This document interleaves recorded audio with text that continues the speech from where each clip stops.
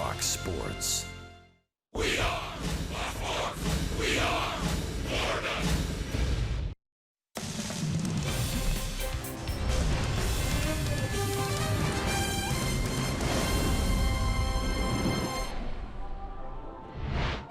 The road trip continues here in Milwaukee. First of a 4-game set. Yes, the land of bratwursts for sure, and a little bit of snow as well. Some snow on the ground yesterday. It's still here. Fortunately, though, outside not too bad in terms of the temperatures, and even better for us, we are inside. And so is Christian Yelich. Welcome back again as this reunion tour continues through the Bronx to see Giancarlo Stanton, and now here in Milwaukee to see Christian Yelich. Welcome inside, Paul Severino and Todd Hollinsworth. So yes, it's nice and toasty inside, but beyond that, it's also nice to see this kind of new look Marlins lineup, at least with the re-edition, I guess you could say, of JT Realmuto. Well, his impact was felt just a couple of nights ago. Boy, oh boy, his presence, we talk about it all the time. Actions speak louder than words. How about 4 RBIs? How about a 3-run home run to right? How about a big Marlins win? All of those things coming out of Tuesday's game. Great to see JT back in the lineup, back behind the plate tonight. You're absolutely right. Yeah, so for the Marlins, he, of course, was a part of their offense last year. Some new faces, no question about that, with the Milwaukee Brewers, of course, Christian Yelich and Lorenzo Cain as well. But if you look at it, it's a pretty balanced group, really much up and down the entire roster. Well, I mean, you go back to last year, and again, the Marlins saw an awful lot of them in September. They hit home runs. They've got 20 this year. They led the National League last year with 224 home runs, 12 stolen bases. They led the National League last year in stolen bases, doing it once again. The offense has been a little bit slow so far to start, but again, what they do well, they hit the long ball. They can capitalize with runners on base by taking that extra base and stealing the base. This is a classic example of a modern team. Good athletes on the field, lots of power, and the ability to steal. All right, let's get to the pitching matchup in this one. Dylan Peters for the Marlins and Chase Anderson for the Milwaukee Brewers. And we begin with Dylan Peters coming off a nice bounce-back start after a rough one in Philadelphia. I completely agree. Good to see he was efficient. He executed his pitches, and he stayed out in front. That's going to be key tonight. This Brewers lineup, they love to swing the bat, particularly early in the count. And oh, by the way, he had a rough one last September against this Brewers team here at Miller Park. On the other side, Jimmy Nelson is on the shelf for right now on the disabled list, so that means Chase Anderson, the de facto ace, and he has certainly stepped into that role. You see the key ERA with that ERA, 3.58 at Miller Park in his career is what I was getting at. About a 2.7 ERA over the last year and a half. He's been outstanding, so you're right, de facto ace. All right, so the first of 4 between these two teams, and Lewis Brinson is back in his old stomping grounds, albeit for a little bit last year, but we'll hear from Sweet Lou on the other side of the break.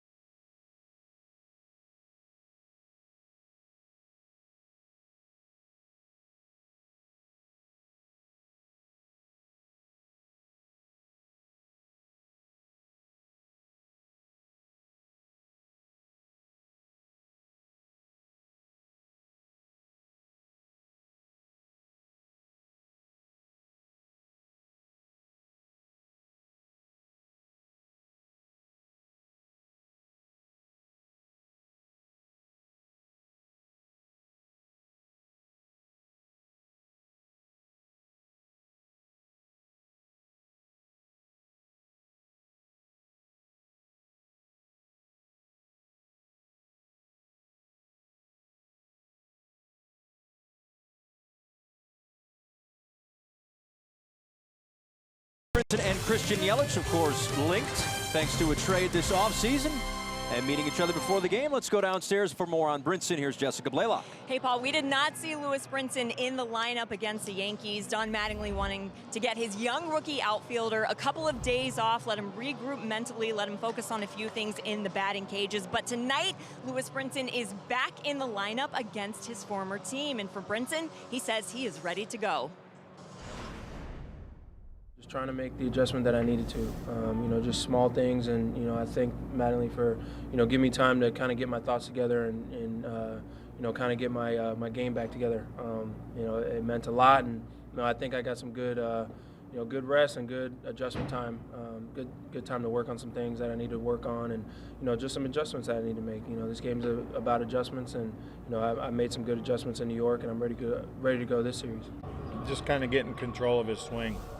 Where he was handling the ball in the strike zone, where he needs to handle it.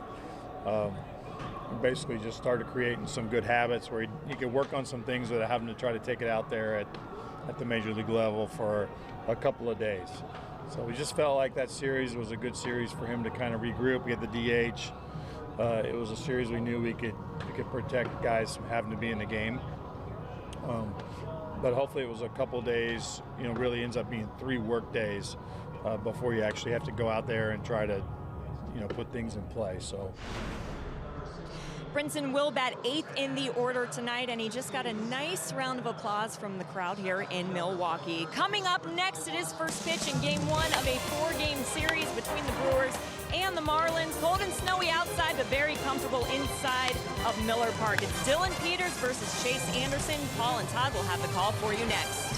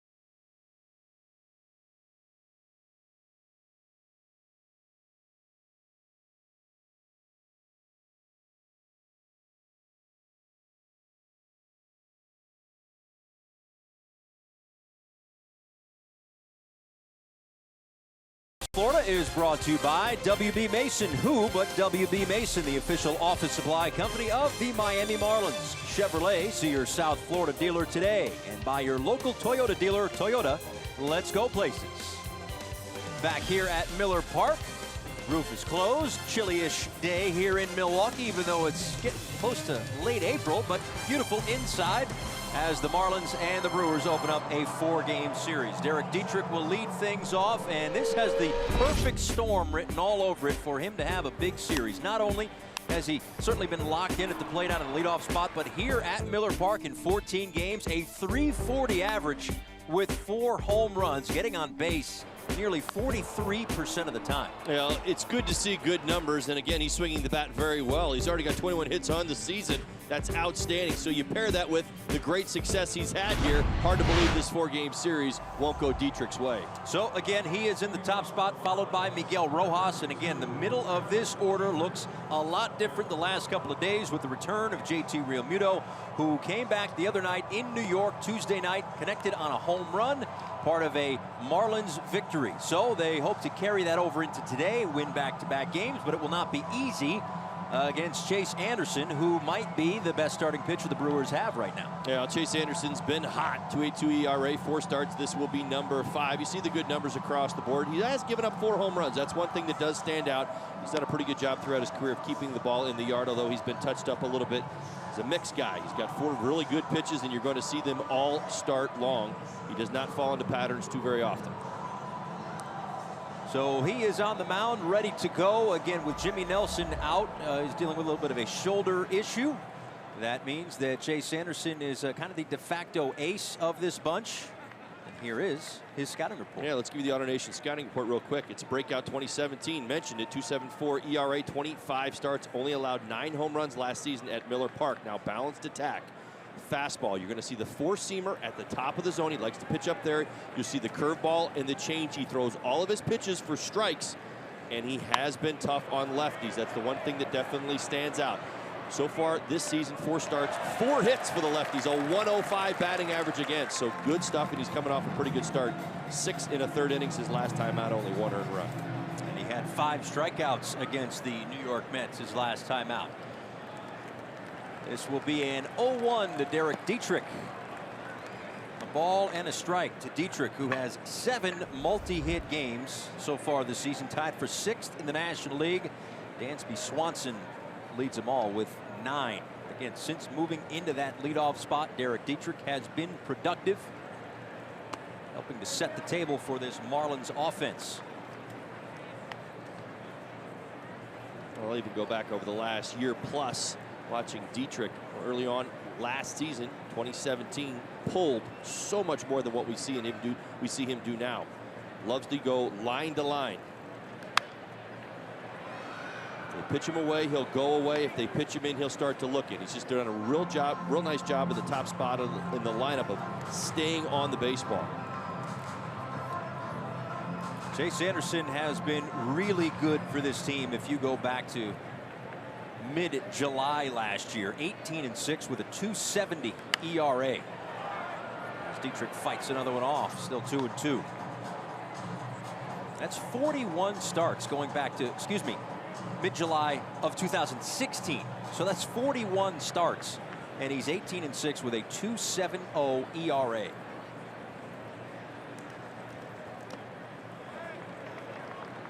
And I think what we already have seen in the first 5 or so, 6 pitches now from Anderson is that the arsenal. He's thrown the changeup. He's thrown the slow curveball at 77 miles an hour. He's tried a couple of fastballs at the top of the zone. That's Anderson's game. You're going to see it all night long. 3-2 pitch, grounded right back to Anderson. The underhand flip over to first base, and that is out number 1. Brewers starting defense is brought to you by Sylvester Comprehensive Cancer Center. Yelich in left, Kane in center. Santana gets the start in right. Shaw, Arcia, Perez, Aguilar, Bandy behind the plate for Anderson.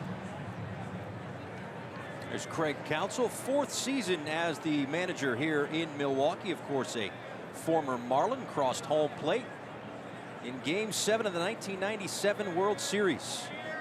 So forever remembered in Marlins lore for that, as Miguel Rojas takes a little bit low. A ball and no strikes to Rojas, who was 3 for 8 with a run scored and a double in the 2-game series in the Bronx.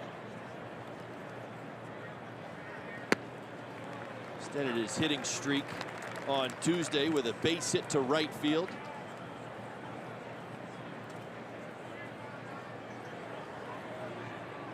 It's up to 10 games right now, longest of his career within a single season. Swing and a miss, and a count of ball and 2 strikes.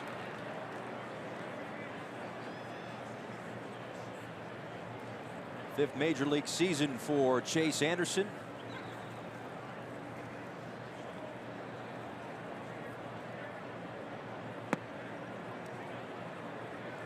Young man who was drafted twice by the Minnesota Twins in the 42nd round in 2006, in the 40th round in 2007.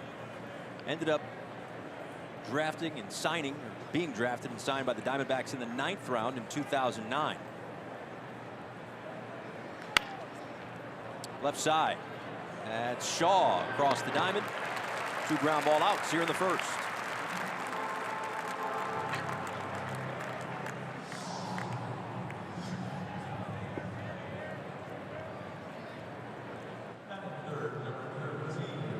So again, drafted by the D-backs in 2009, was traded to Milwaukee in 2016. Another member of that deal was Isan Diaz. Of course, that name familiar with Marlins fans. He was also, along with Lewis Brinson, part of that Christian Yelich trade this past offseason.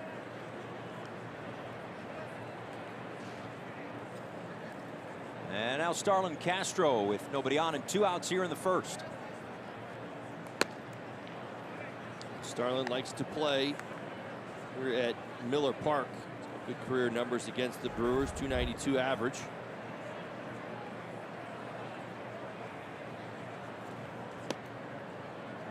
A lot of history with the Chicago Cubs. He's coming up here 3 times a year. Well, a member of the Cubs. So maybe it'll be here. Maybe here is where he hits career home run number 100. We've been dragging this out, haven't we? Well, not us, but we've been waiting. Waiting for a while. Well, you know, that happens. Guys sit on milestones Yeah, with it's tough. 1,000 hits, 2,000, 3,000 hits. It's like that last one. I'm sure subconsciously it gets in your head. You get in your head, right? Well, I mean, I don't think it's there any longer, but you're right. I think, you know, at some point it is. You see the elevated fastball from Anderson. And again, fastball he's going to throw it about 50% of the time. 91 and 92 miles an hour. The curveball's slow, about 77, over the top, and a really good changeup. There's, again, all his pitches for strikes. The righties have had a little bit more success, I will say. 2-2 to Starlin Castro. He got a piece of that one to stay alive. 3 of the 4 starts for Anderson this season have been quality starts, and he very rarely goes over 100 pitches. So keep an eye in the right-hand corner tonight. See where that pitch count goes.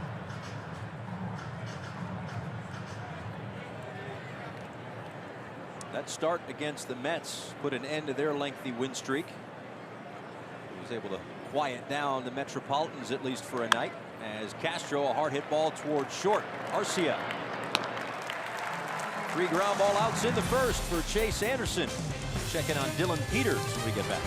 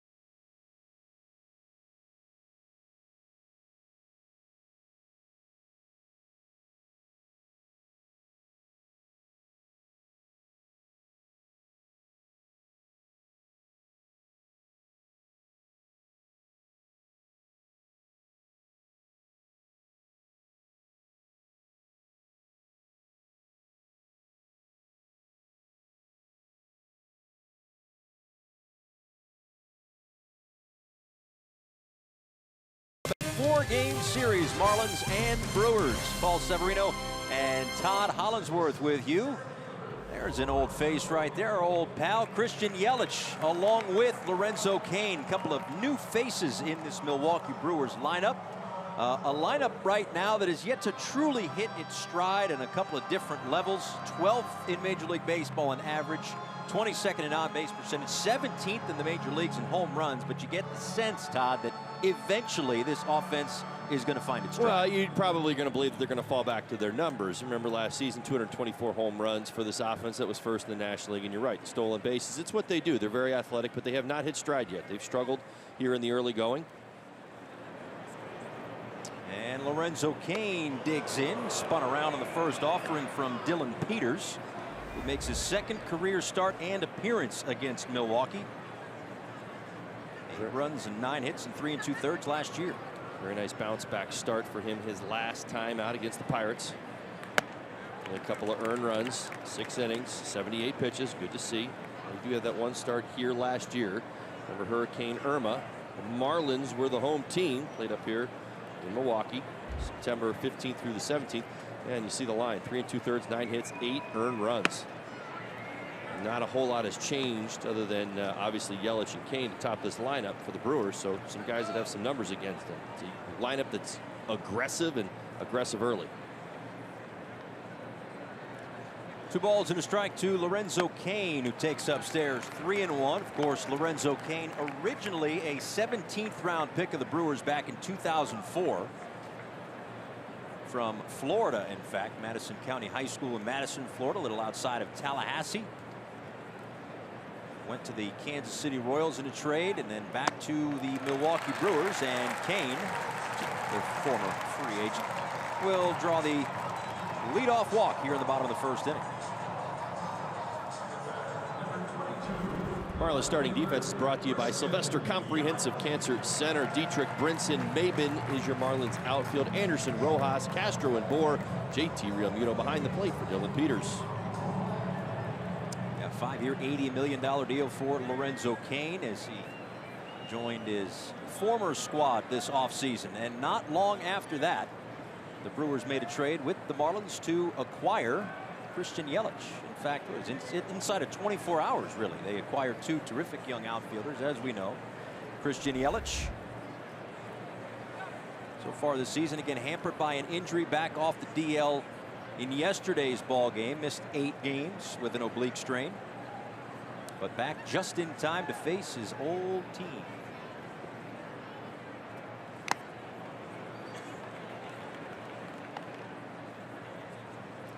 Good numbers for Yelich in the early going. 5 for 12 versus the lefties 2018, so hanging in there. Interestingly enough, he's already played left, center, and right for the Brewers. Talk about versatility for Craig Counsell and his crew. Moves guys around the field, will start them in different positions, has a lot of talented outfielders. That is a pretty good pitch for Dylan Peters.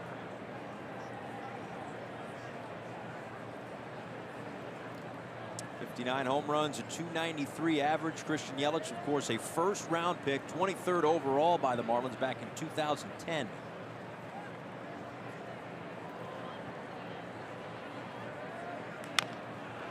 Chopped just wide of the first base bag, a ball and 2 strikes. Well, Lorenzo Cain is a good base runner. He's got 4 stolen bases this season. He is struggling to get a decent lead and secondary lead against Dylan Peters. He continues to shorten up over there.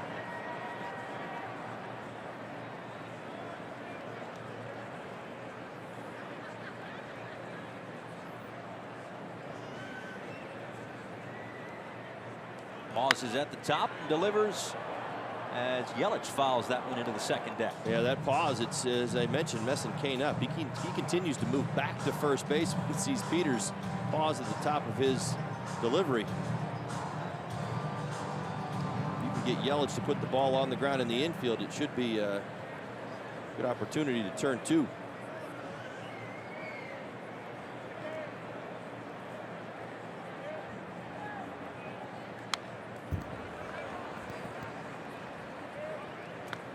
Peters coming off again his second win of the season.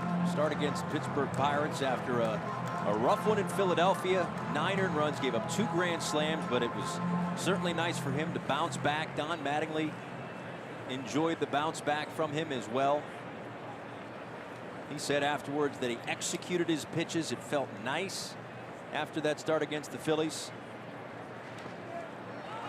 As that one gets far enough away from Real Muto for Lorenzo Cain to advance to second base. Well, anticipating the breaking ball, and that can be the case sometimes. Dylan Peters has got a good one over the top, 12-6. And watch, JT does a nice job keeping it in front, but Cain was anticipating the ball in the dirt. Watch his move over at first base. As soon as he sees the ball down, he was off to second base. That's actually pretty good base running by the Brewers leadoff hitter. So a runner in scoring position and nobody out now, and it will be a 2-2 pitch from Peters.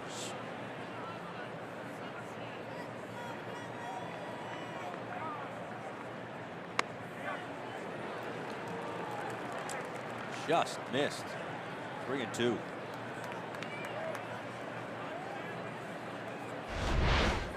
This is 2 breaking balls.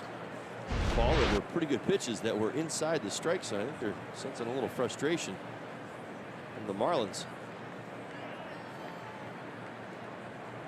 I have to believe it's pretty justifiable. Second pitch in this sequence was a good breaking ball, certainly inside the strike zone. That was a very good pitch as well. 3-2 on the way. Grounded to second base. Castro knocks it down. And Yelich will reach.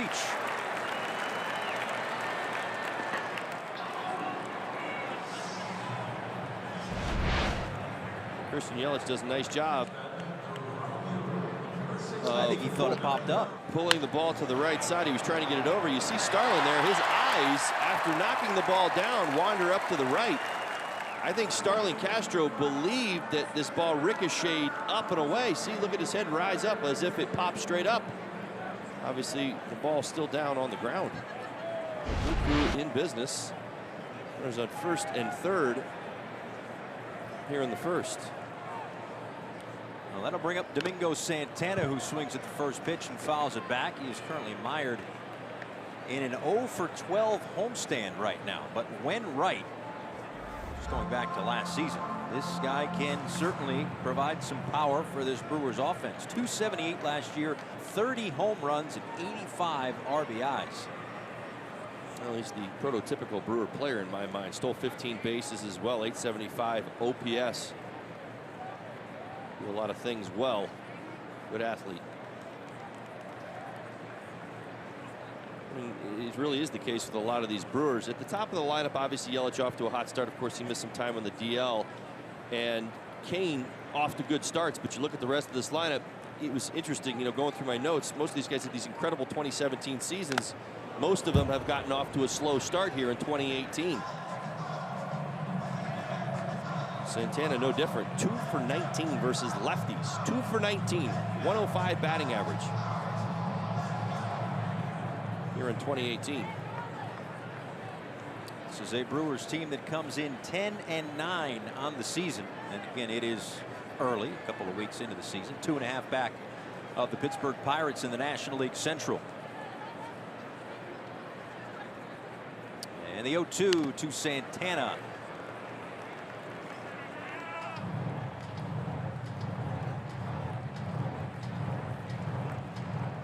Originally signed by the Phillies in 2009, traded to the Astros as part of the deal that sent Hunter Pence to Philadelphia. Then in 2015, traded by the Astros here to Milwaukee.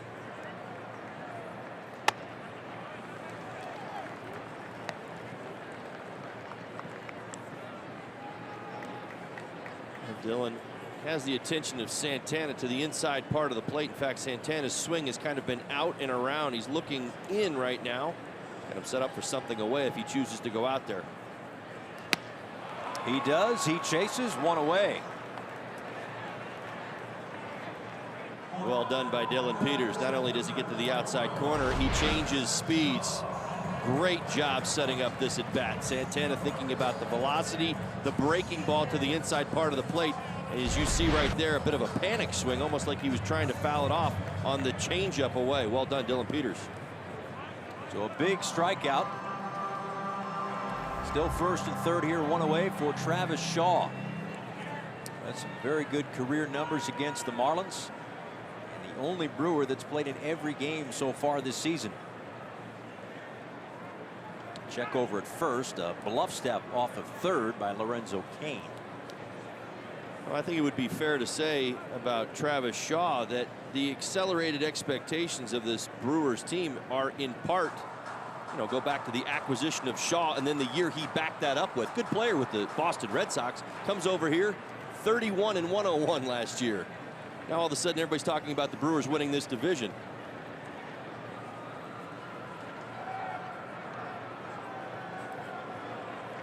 Well, you ask around, and some people thought that the Brewers got a bit of a steal. Oh, yeah. Well, anytime you add that to your lineup unpredictably, and it's not saying that Travis Shaw didn't have it in him, but he hadn't done it yet. All of a sudden it arrives and it's happening. You're saying, oh, yeah, we got the better end of that deal.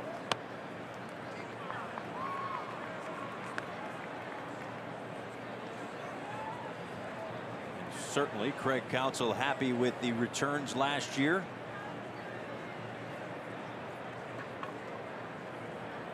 Travis's dad, Jeff, played 12 years in the minor leagues, so this young man knows how to carry himself as a big leaguer.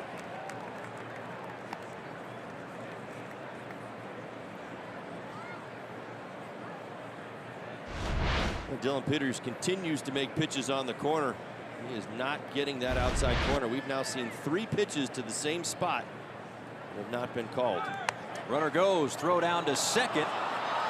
And they've got him in a rundown. We'll keep an eye on Cain as Bohr throws to second. Now Cain breaks home, and Yelich still in a rundown. They tag him out for the second out, but Cain is in, and it's 1-0 Brewers. Yeah, I'll tell you what, this was like a boxing round. This one play, don't see this too often. You talk about where all the momentum went. The Marlins actually had the momentum once the rundown started. Watch Lorenzo Cain. So good throw by JT. Ball gets back. Cain's frozen. It was too long a throw. That's what ends up happening right there. Too much space between Bohr and Yelich, and that gave Cain the opportunity to score that run. So the Marlins kind of gave that one back right there.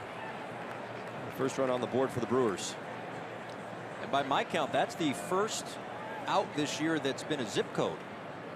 26343. To figure out which city that is. Well, Miguel Rojas had him. If he would have kept pushing Yelich back towards first base and held Cain at third base, I think the outcome would have been different. Yelich kind of, I don't know, maybe gave him a little bit of a head fake, but he gave up that ball with a lot of space between Bohr and Yelich. Shaw draws the walk. Now, in your best estimation, did Yelich stop short of second on purpose? Oh, absolutely. He was trying to get into a rundown, which is, but again, if you run it properly in that situation, you can push Yelich all the way back to first base and essentially reset the situation. Let's take another look at it, right? So Cain's reading this coming down the line. Yelich takes off. He puts on the brakes. He's putting on the brakes before the ball's even in Rojas's glove. Now, Cain can't run. He knows that Rojas is paying attention, but as soon as Rojas gives up the ball, look at the space between Bohr and Yelich. Justin Bohr's not running him down right there, and you've got Yelich advancing to the next base. Cain runs, scores easily. They take the out. The Brewers caught a bit of a break right there.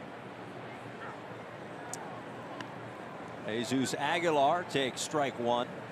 So in a first and third situation, we see it all the time. The catcher comes out in front of home plate, and he gives all sorts of signs, and that's kind of what those signs mean. Well, you know who's taking the throw down at second base, and certainly what you're looking to execute. In that situation, really the only you say at home, well, how could they have done it better? As Aguilar rips one into the left field corner. Shaw towards on his horse. And Ed Cedar's going to hold him up right there. Throw behind him, but he slides back in. It's a double for Aguilar.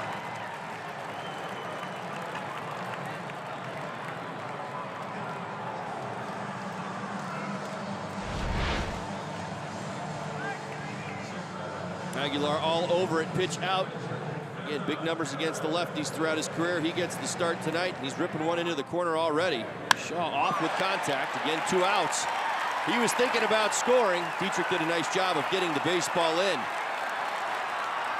And still 1 out away from getting out of this inning.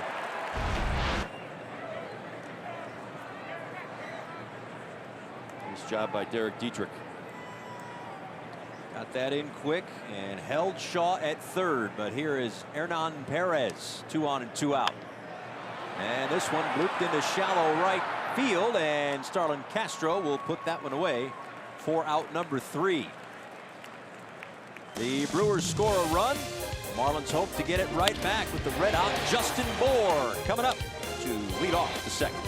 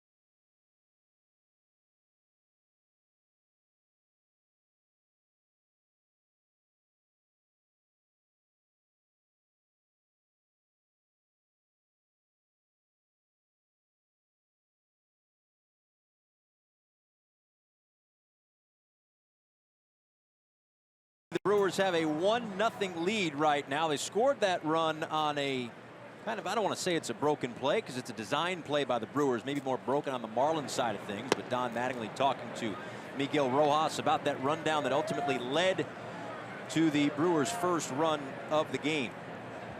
As Justin Bour leads off. And the 1-0 breaking ball is in there for a called strike. So Justin Bour taking on the Brewers. And that is brought to you today by AARP, taking on Chase Anderson, to be exact. 4 for 8 in his career against Chase Anderson. A double, a home run. And all that fits in very nicely to how Justin Bour has been swinging bat as of late. And he goes right back up the middle, another base hit. So 5 for 9 against Chase Anderson in his career. And he is now 3 for 8 on this road trip.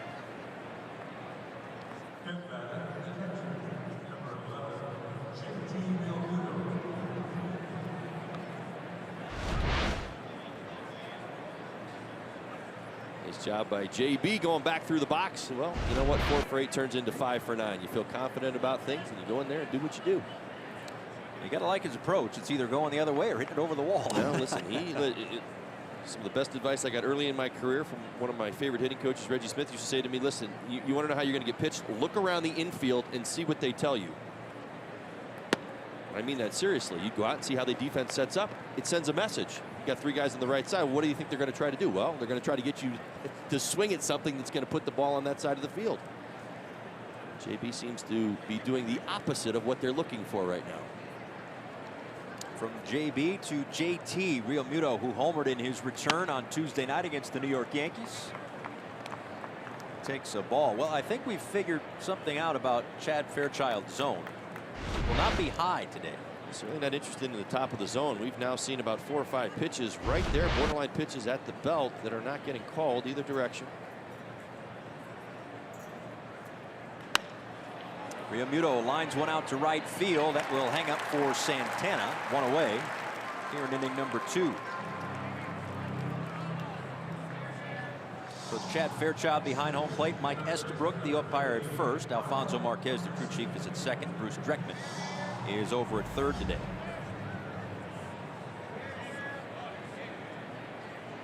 Trevor Richards, Jolie Chassin, the 2 starting pitchers tomorrow night in Game 2 of this 4-game set. Marlins live at 7:30 Eastern time. So 2 starts at 8 o'clock local time, or 8 o'clock Miami time rather. A 7:10 first pitch on Saturday before a 2:10 pitch on Sunday. Ball 1 to Brian Anderson.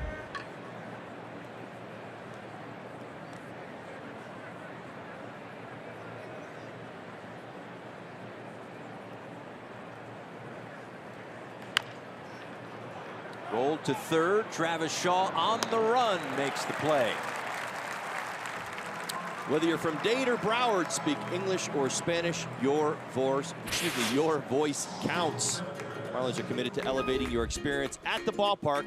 Share your feedback online or at the ballpark and enter to win prizes throughout the season. Visit marlins.com/DMilo.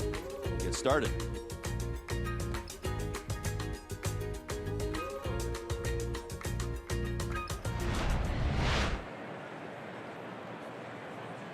Justin Bour on second, and 2 outs for Cameron Maben.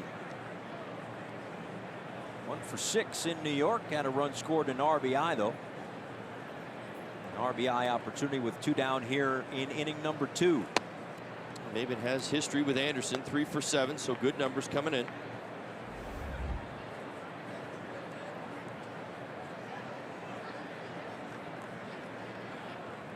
Cameron's out in right field today, played in center field in 2 starts in New York with J.B. Shuck in right, as Brinson got a couple of days to kind of regroup, make some adjustments.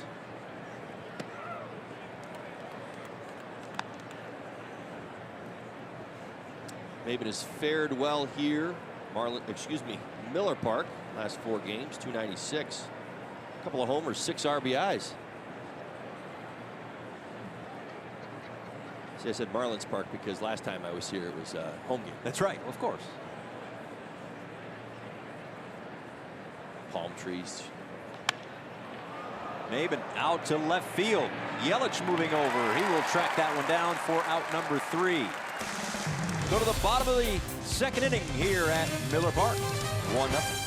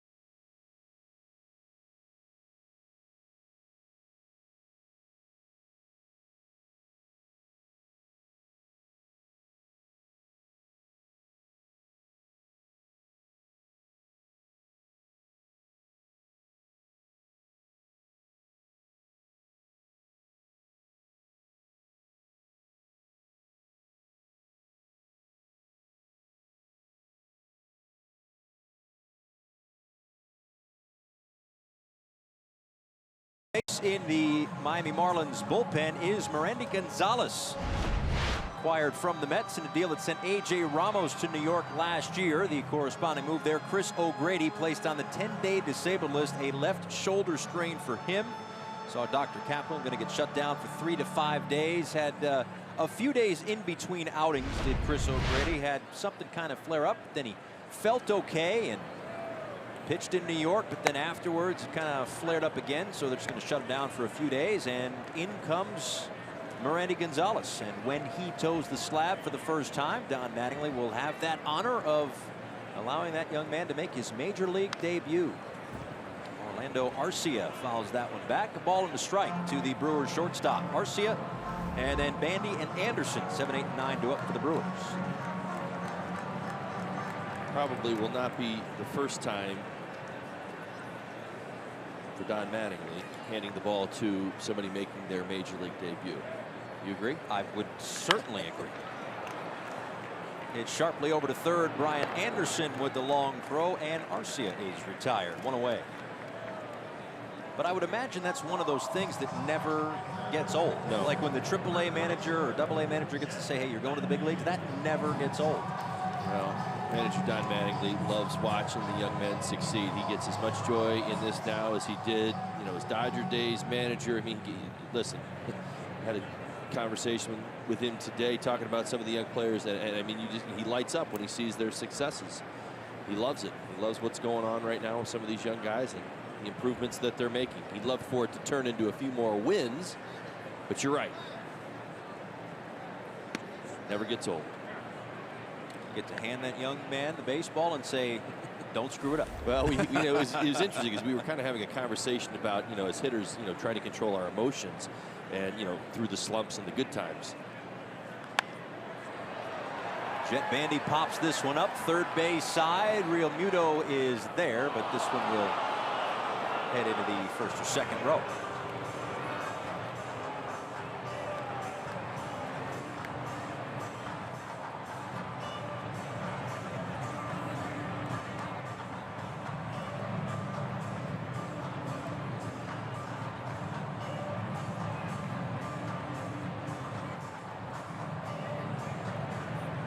Some of these young players having to control those emotions,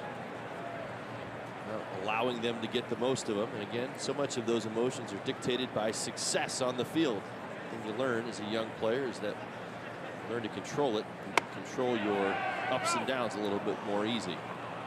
Second strikeout as Bandy unable to hold up. Two away here in the second. He ties him up on the inside part of the plate. Nice pitch. The second out. Hey, Marlins fans, now you can stream games live on your mobile device with Fox Sports Go, presented by T-Mobile. Download the app and take Fox Sports Florida and Marlins baseball wherever you go.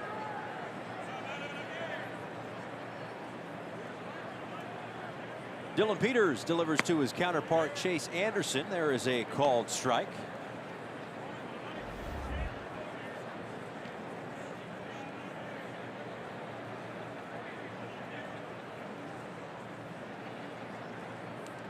I know when a batting average is in the 100s, they call it the interstate.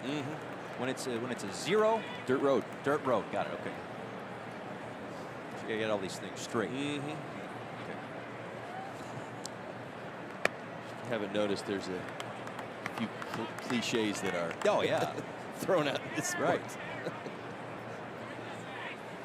Not sure what they all mean, but they all meant something at one time. Not sure if they carry the same value, but they're still there.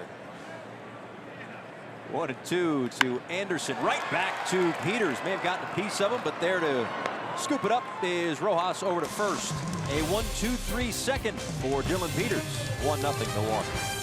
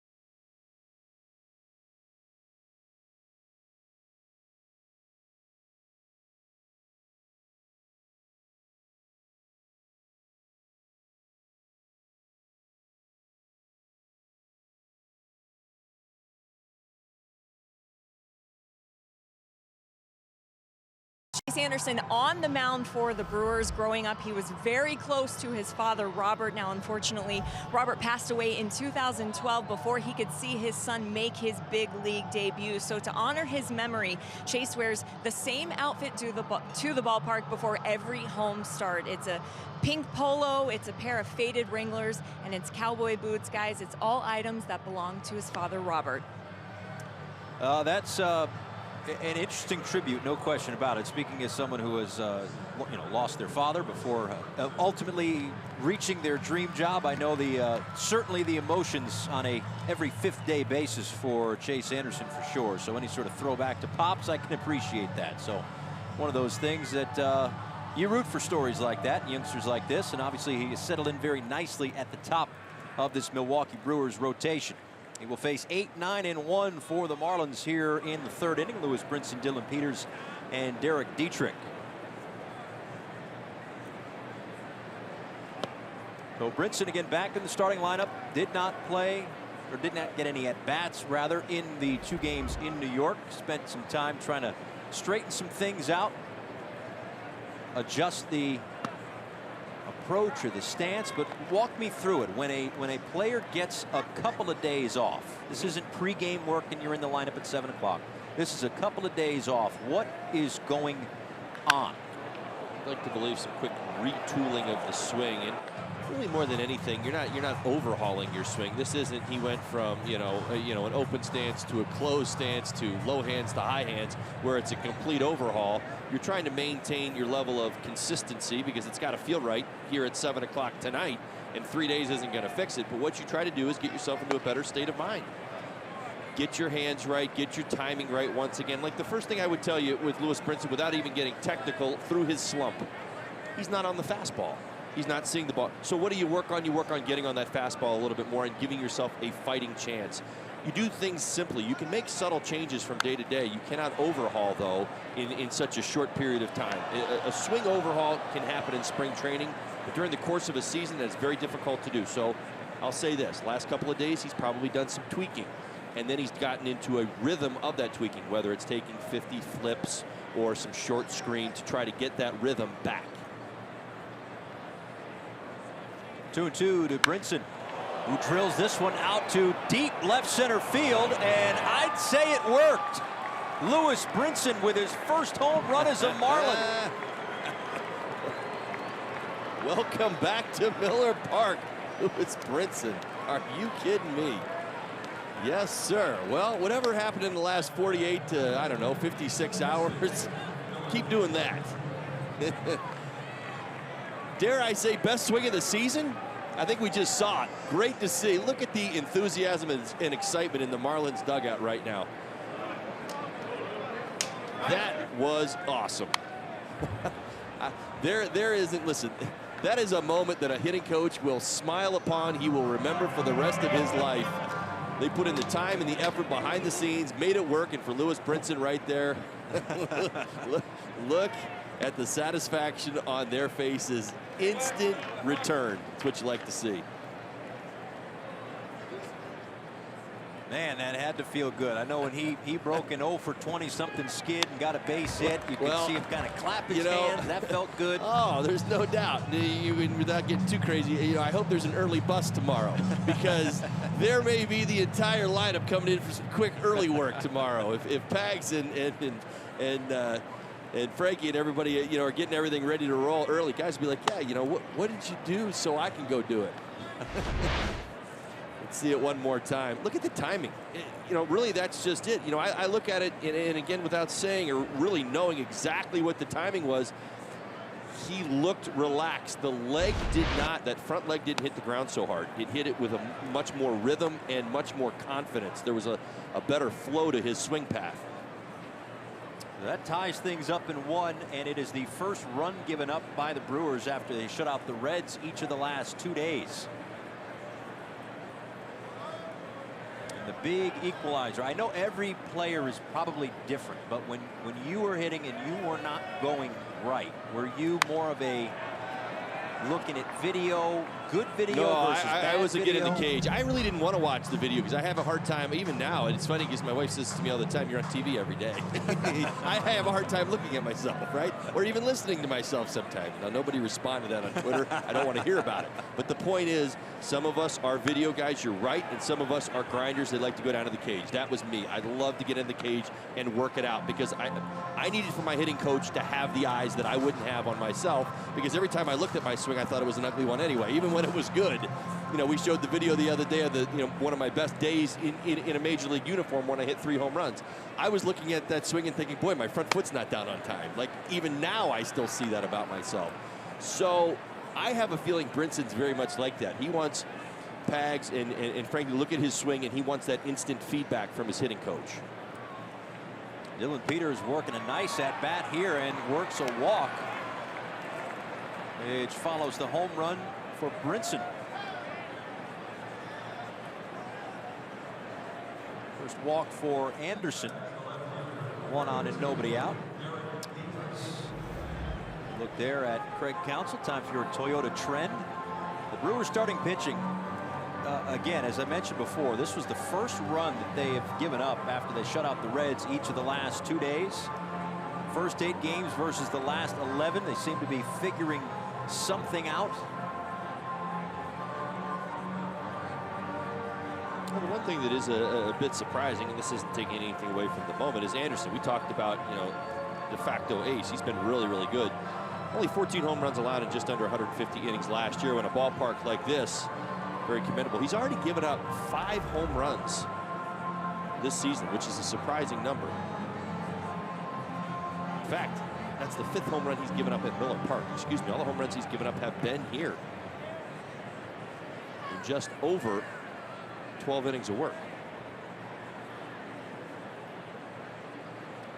Peters not being held on over at first as Derek Dietrich will take a breaking ball in there for strike 1. Dietrich grounded right back to Anderson back in the first inning. Part of a 1-2-3 first for Anderson. Worked around a leadoff single in the second and served up the leadoff home run. No surprise there. Derek Dietrich is hit by a pitch. 2 on and nobody out. Now, are you no surprise daring me on Dietrich getting hit by a pitch? Yes, absolutely. So, how many times do you figure you may say that this year? No surprise there. Well, 20-ish? 75 career hit by pitches for this guy, so you know it's coming. You're never that far away from him being hit by a pitch. It's a franchise record, in fact, the 76 now.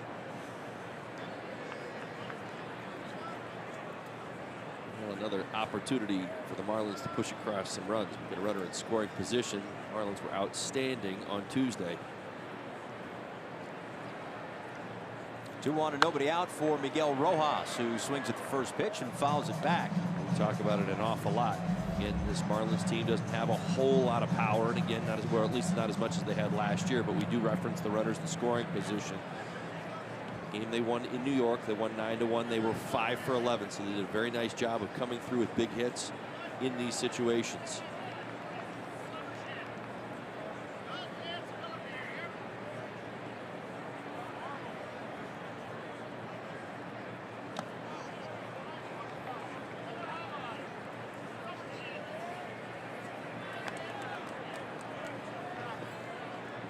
It's already 49 pitches for Chase Anderson.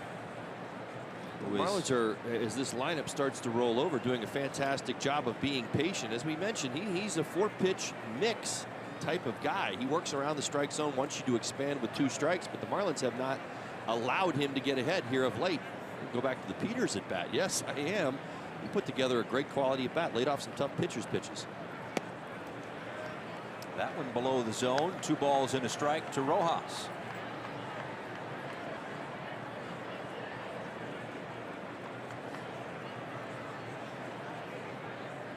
There have been 5 quality starts for the Milwaukee Brewers this season, and their starting pitchers.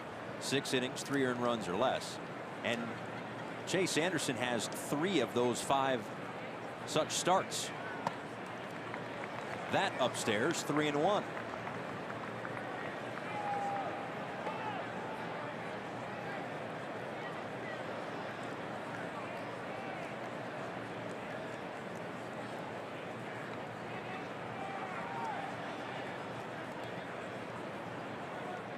Marlins on the season 14th in baseball, a .262 average with runners in scoring position.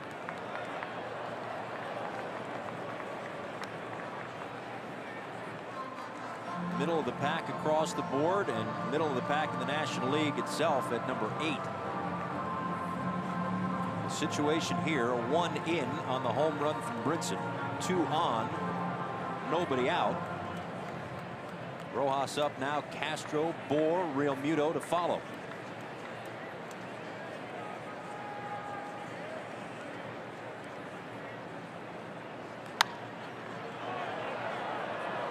Slices that one into the seats.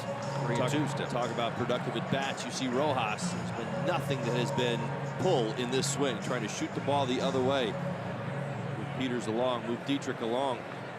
Trying to stay inside the baseball, pull the knob of the bat through. And concentrating on going the other way.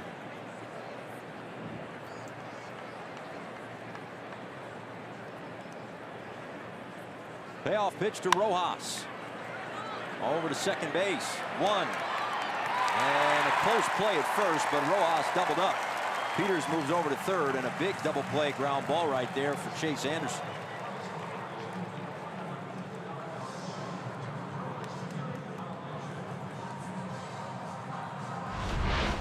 Chase Anderson made his best pitch.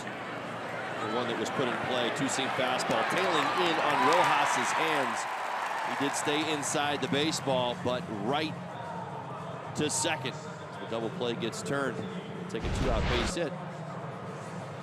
Starlin Castro.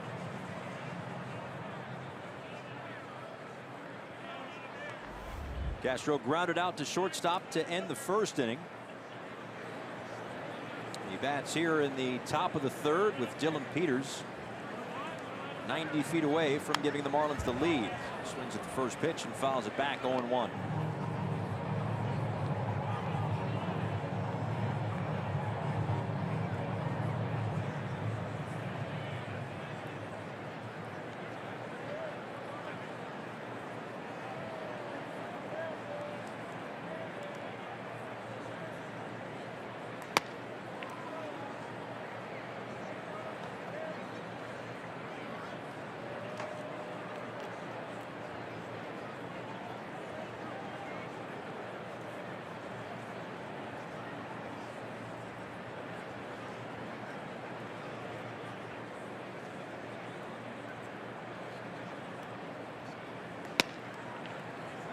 This is outside, 2-1. Already 57 pitches to this point. Both of these teams, Craig Counsell knows it very well, both of these teams utilize their bullpens a lot. The Marlins' third in innings pitch. The Brewers right there at fourth. The 3 innings separating the two. Marlins 80 1/3 innings out of their bullpen this year. That's third in Major League Baseball. The Brewers at 77 innings, just right there in fourth place.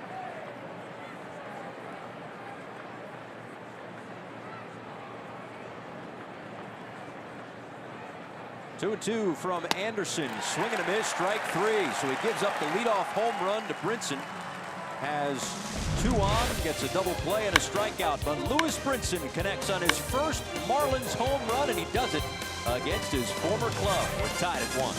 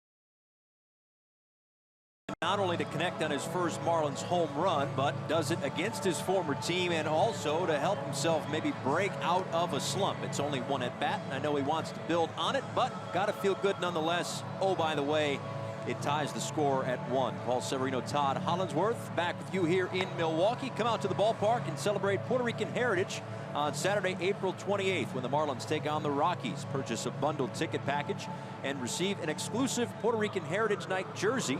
To join the festivities, purchase your tickets today at marlins.com/Puerto Rico.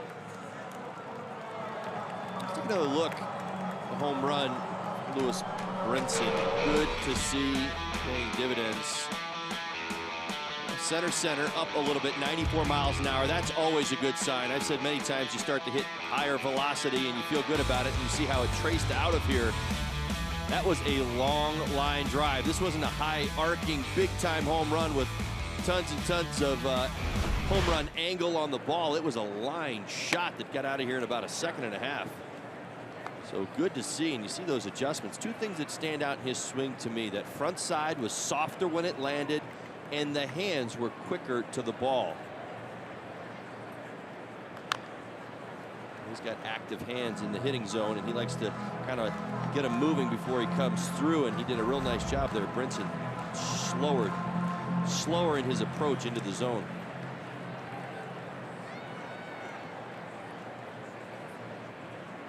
Lorenzo Cain, Christian Yelich, and Domingo Santana due up here against Dylan Peters. In the dirt, a ball and 2 strikes. What were the numbers on that home run? 113.5. Sounds about right. I think that's what it was. So if my information here is correct, the 3 hardest hit balls by the Marlins this season, all from that young man right there. He had a 113.6 exit velocity out, that home run, and then a 111-mile-an-hour single. All good, man. We just need more of it. That's right. But you know it's there. That's the thing. You know it's there. No, listen, everybody's buying into it. That's why Don Mattingly says, you know what, we'll get them fixed. Give them a couple days. We'll get the swing right. Get them going again. Hard hit ball. Lorenzo Cain down the line and toward the corner. This will be extra bases. As it kicks off the wall, Cain glides into second base with a leadoff double. 5th double of the season for Cain. Started the ball game off with a walk, came around to score. This ball leaks to the inside part of the plate and is down. Cain likes that spot. Rips it down the third base line. Once again, the Brew Crew in business. The third leadoff man on. Cain was able to make his way to second base after a wild pitch. Yelich ground ball to the right side, essentially moved Cain to third, but he would reach. The error by Castro.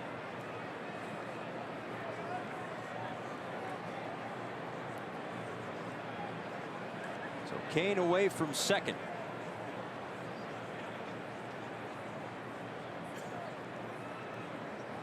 And a throw there, but he is back.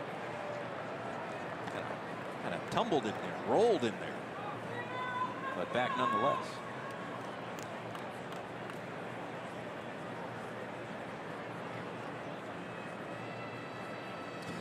Taking his time getting up too.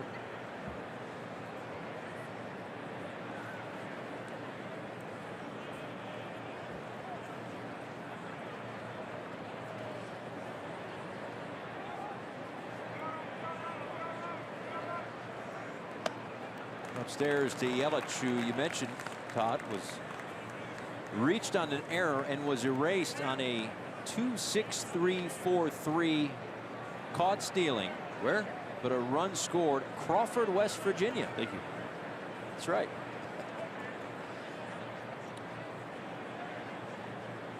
Well, Yelich probably thinking very much along those lines once again. At a minimum, wants to get Cain moving to third base, so looking for something to pull as a left-handed hitter in the 2 spot in the lineup. I did this a few times in my career, in that spot early on. I loved it because it gave you the right to pull the baseball, and you'd get into the box thinking, all right, no matter what I'm looking for here, I'm looking for something to pull to the right-hand side, and I love to pull the baseball. Playing him to pull on the infield, slightly the other way in the outfield.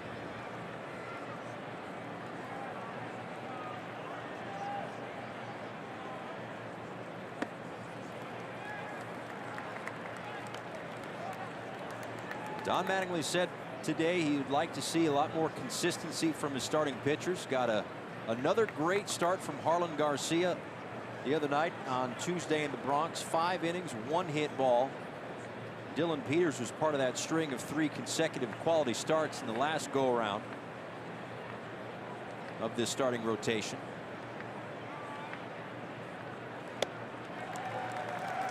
Now for Peters, it's just a matter of continuing to put things together.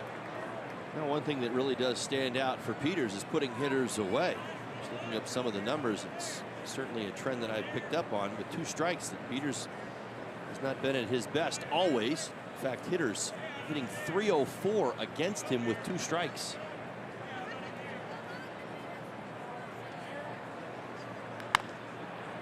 To the right side, Bohr will flip to Peters. Kane to third, a productive out for Christian Yelich, 1 away.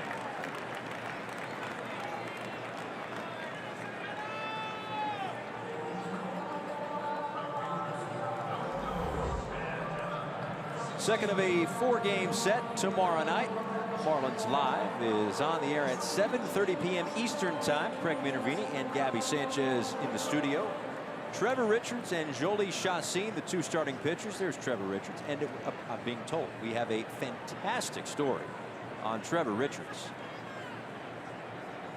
His connection to this Milwaukee area. What he did on his off day to never really forget where he came from. We'll put it that way, and folks can tune in tomorrow, 7:30 Eastern Time, in advance of his start tomorrow, trying to piggyback off what was a really impressive outing. 7 innings, 2 hits against the Pittsburgh Pirates his last time out.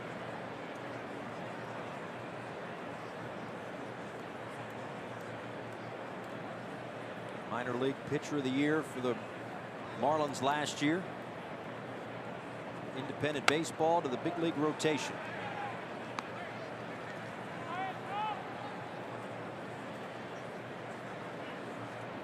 Got a no decision. That was the game that the Pirates had a couple of bunts in the 9th inning. One to get Starling Marte on, one to get Starling Marte in. Marlins couldn't push across the run. They lost that game 1-0. Doesn't take away from the tremendous outing from Richards. I get back to his breaking ball. I thought for Richards, that's what really stood out in that start, was the fact that he found value in his breaking ball. First few starts, there wasn't there. He was throwing it to get it over a couple of times for some strikes early in that ball game. At least put it in the minds of the Pirates that it's the 3rd pitch. Everybody knows about his changeup. Word gets out faster nowadays than 10, 15 years ago when it was advanced scouting reports and a lot more conversation. Today it's iPads and computers. These guys know about your changeup after you've got 1 start in the big league, and word's out on that changeup. So that good breaking ball is helping complement that secondary pitch. Marlins have the infield in. 2 balls and 2 strikes. Oof, the inside edge, 3-2. A key spot, first inning, picked up a big strikeout of Santana on a changeup away. Remember, King was over at 3rd base in this exact situation. As we mentioned, now 2 for 20 against lefties this season. To the breaking ball at the bottom of the zone. Does have him set up for that changeup away if he's willing to go there.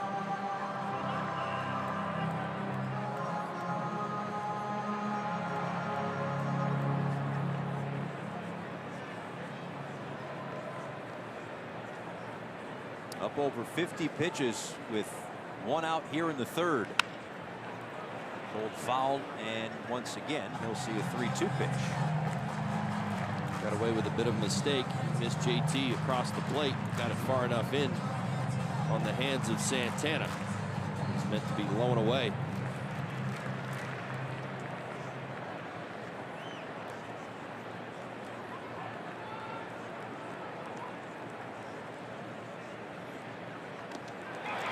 Gets past Realmuto, and Kane will come in to score on the walk to Santana. It's 2-1. Brewers on top.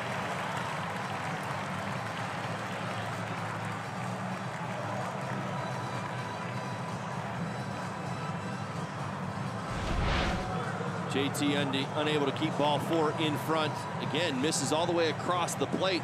Some cutting action where JT sets up, and he ends up, he puts that right leg out because he knows he wants to camp out on that outside corner and get that low strike, and he misses all the way back to the inside part of the plate. JT had a hard time sliding out. It's a pretty big miss there by Peters.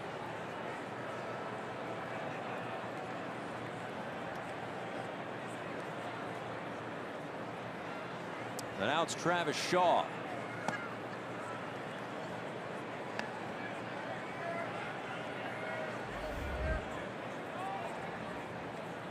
Now, you know you weren't a catcher, but do you want to see him kind of set up like that with a runner at third? He's trying to get that low strike. I mean, again, JT's going to answer that question better than I would. I certainly understood what he was attacking, but I guess it really kind of gets to, you know, executing the pitches. And I was just actually sitting here thinking about it earlier in the ballgame. The first time through the lineup, Peters was hitting the target like crazy, and that's where that trust really starts to grow. And you say, okay, well, listen, I can trust it on a 3-2 pitch. I can maybe lock in and stick my leg out, get a little bit lower on that outside corner, in that Dylan's going to hit me right where I need for him to hit me. And right now, what we're seeing is Dylan struggling with the strike zone. He's missing across the plate. He's missing up. Watch where JT's glove is, and watch where JT's glove goes over the last 8 to 10 pitches or so. And it's a little bit of a, you know, pitcher's kind of working his way through some struggles. So strike to Shaw, who was one of the 3 walks issued tonight by Dylan Peters. We talked about Trevor Richards in his last time out, obviously Dylan Peters, and it all gets back to what Don Mattingly was talking about before the game, just getting consistency from this young starting rotation.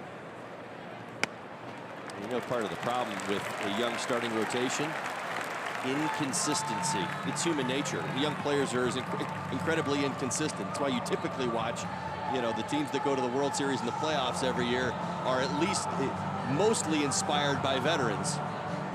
Young players have a hard time at times, you know, being consistent with their mechanics, repeating what they're looking to do. Juan Nieves out.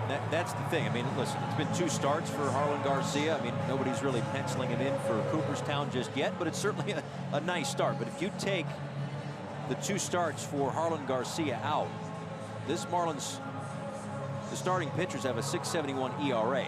Now, that all being said, there have been nice starts from Dylan Peters. There have been nice starts from Jose Urena. There's been nice starts from Trevor Richards. It's really just about having, you know, instead of 1 good, 1 bad, you know, 3 good, 1 bad, and 4 good, 1 bad. Well, you start to pick up what the numbers tell you, and that's where sabermetrics and I think a lot of the information that's now in the game can really help you. And much like I mentioned, Dylan Peters with 2 strikes, having the ability to put hitters away, you know, using your changeup more, maybe bouncing your breaking, you know, getting to the things that you feel will help you be more effective. I mean, there's things that, you know, start to tell your story, just like a hitter. You're good at hitting fastballs in. Well, at some point they're going to adjust. You're going to stop seeing fastballs in if you continue to pound on fastballs in. Have to get good at something else. Cat and mouse game. 2 on and 1 out for Jesus Aguilar. Takes a look at strike 1. He had a double back in the 1st inning. He was stranded, however, as Peters was able to get the next man to pop up and end the inning. Brewers scored 1 in the 1st. Marlins scored in the top of the 3rd on a Lewis Brinson solo home run just to the left of center field. But a walk and a wild pitch has given Milwaukee a 2-1 lead here in the bottom of the 3rd, and they're looking for more. This one popped up. And it looks like it's going to be Rojas for the 2nd out. A big out, number 2. Aguilar, one of the better right-handed hitters against left-handed pitching that the Brewers have. That's why he's in there. You say, why isn't Thames in there? He's hit 2 2-run homers over the last couple of days. Like, how in the world could he not be in there? Well, Aguilar has been outstanding against the lefties. That's why he's in there and gets the start tonight. Saw the double in the 1st inning. So big out for out number 2.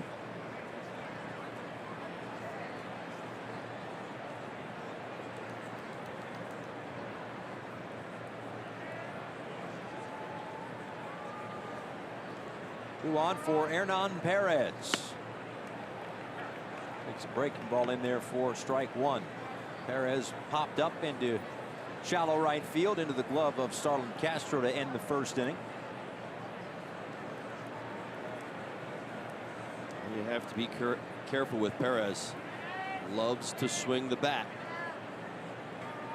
So the first pitch, first time up. Looking at some of his numbers yesterday, 48 walks in his career. He's got over 1,200 plate appearances.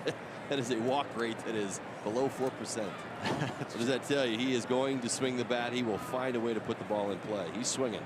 That is the opposite of Joey Votto. Correct. It's funny, when he swung at the first pitch tonight, I was not surprised. I was like, it was like you come across some information on a guy. Right. And Perez is a vital, piece to what the Brewers do. He fills a lot of positions and he gets a lot of at-bats and a lot of playing time. When you find like it, and then you see him swing at the first pitch, you're like, now I get it, right? Now you kind of get why he doesn't play every day.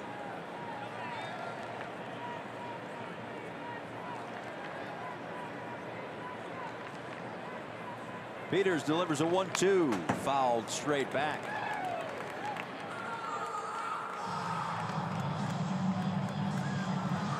"65 pitches for Dylan Peters."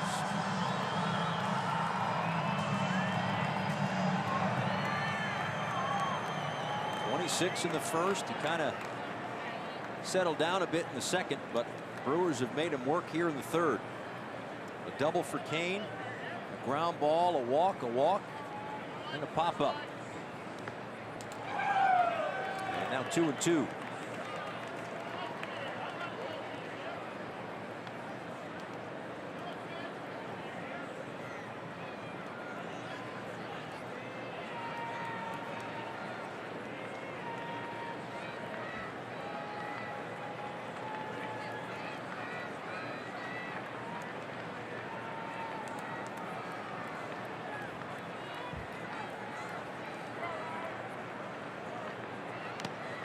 Looking a little off, and he strikes him out. Third strikeout for Dylan Peters. He's got one in each inning, but the Brewers have a 2-1 lead.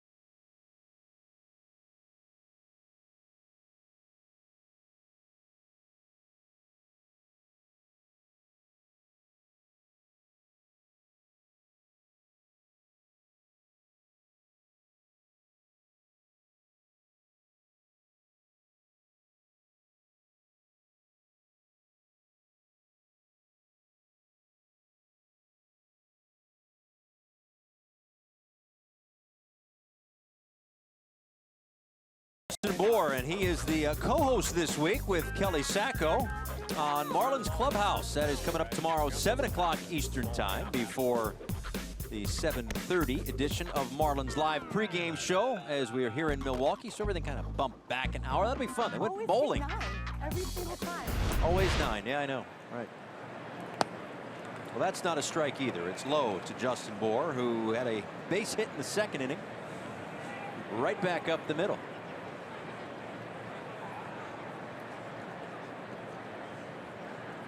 Don't hurt yourself.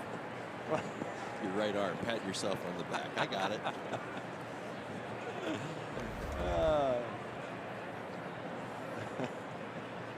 That's not a strike.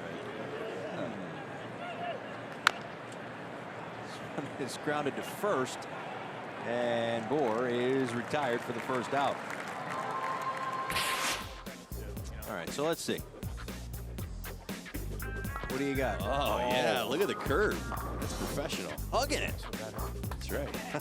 Strikes are better. Yeah, I'm not far off from just like rolling it in between my legs, just down there with two hands. Like I can't get it to spin. Not about spinning the ball. I always want to find the heaviest ball that's in the bowling alley. Just run it down. Grip it and rip it. I enjoy the collision down there by the pins. Right. And I don't need strikes as long as it's loud. A couple times I've almost thrown myself down there. You got it. You got it. There's a lot of wax on there. Yeah, they oil it right up. Got to watch out, because we need you. I'm not doing these games myself. The ball didn't come off my hand, and it almost as hard as I was trying to throw it.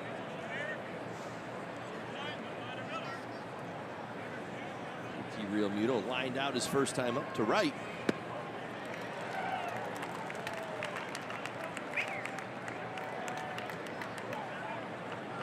Nice to have him back in the everyday lineup for the Marlins,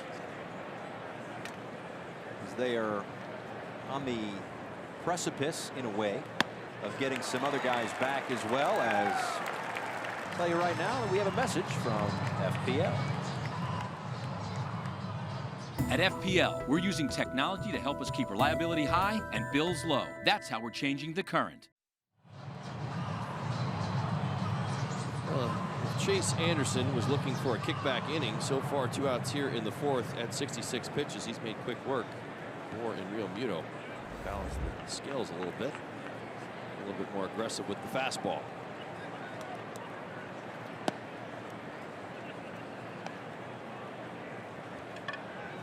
So just a couple of injury updates to pass along. Wei-Yin Chen on Tuesday pitched at high A, so he'll continue his rehab. Martin Prado playing 6 innings at third base tonight as he begins his rehab assignment. Dan Straley, 5 innings pitched yesterday, being evaluated today. Maybe one more rehab start. Maybe he joins the team on this road trip. We'll see how that goes. And JT Riddle, 3 innings at shortstop in extended spring training tomorrow.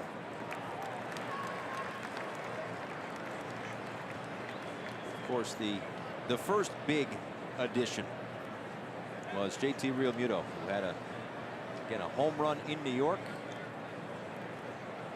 hit as well, and now back in the everyday lineup for this team. And it really changes the dynamic. Don Mattingly said the other day that, obviously Justin Bohr's starting to hit the ball, and JT is back, right as this young man, Brian Anderson, was off to a really hot start. It's kind of cooled a little bit as of late.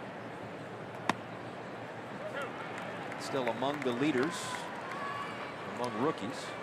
One thing that he has learned through this little cold stretch, even the patience. I have been really impressed with that. Typically, young players, when they start to struggle, they want to swing more inside the at-bats. They want to swing their way out of it. Anderson is actually gotten a little bit more patient through some of his slow spots. And a called strike 3. A delayed called strike 3, but nonetheless, back-to-back strikeouts, part of a 1-2-3-4.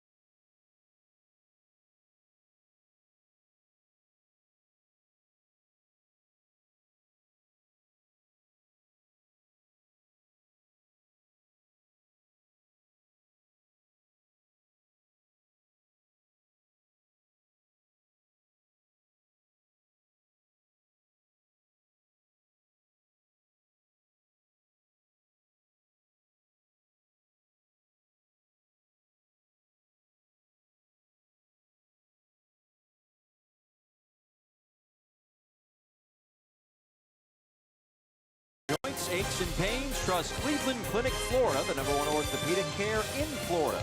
And by the Coral Springs Auto Mall, across the street from the Coral Square Mall, we make it easy.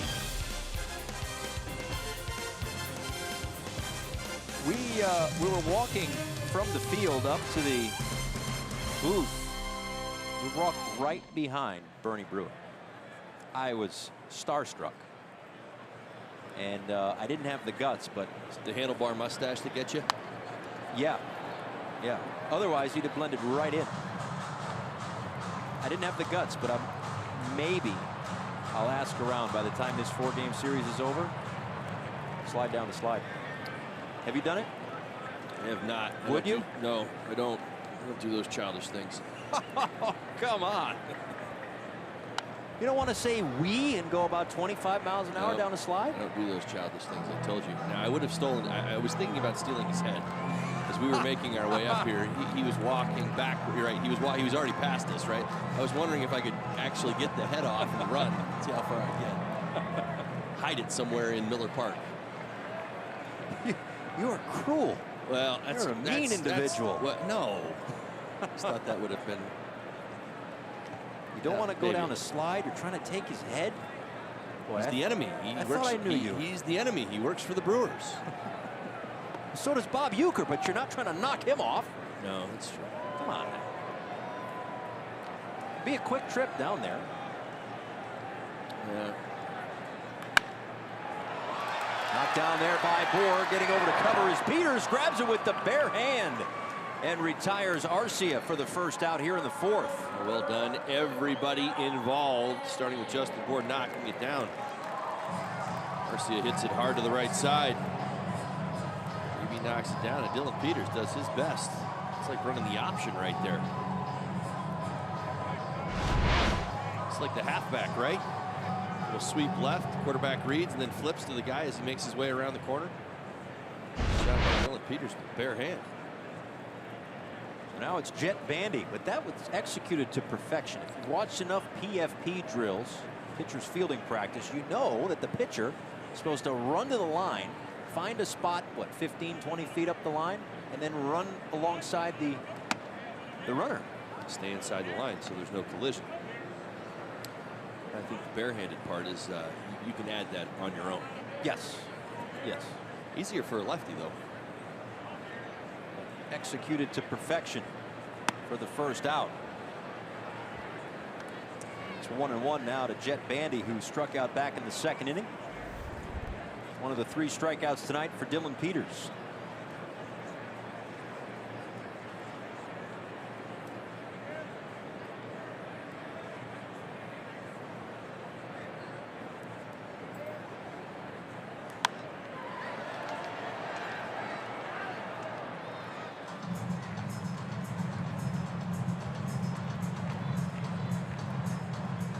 Pitch will be the 75th for Dylan Peters in this outing.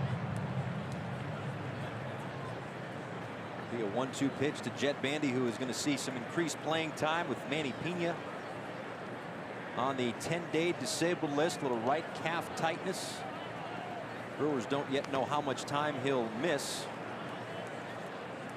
It was just 2 or 3 days ago that he was placed on the DL. Called up Jacob Nottingham to be the backup for Jet Bandy.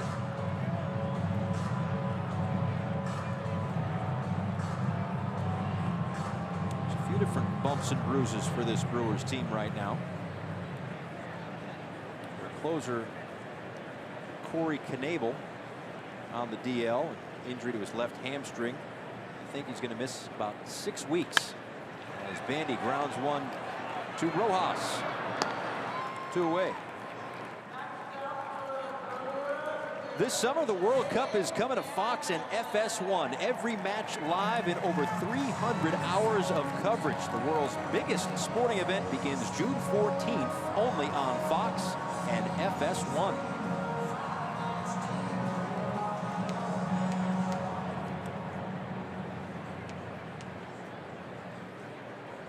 Chase Anderson grounded out 1-6-3 to end the 2nd inning. And on the first pitch sends this one out to right field. Cameron Maben camped underneath it. A 1-2-3-4 for Dylan Peters. It's 2-1 Brewers.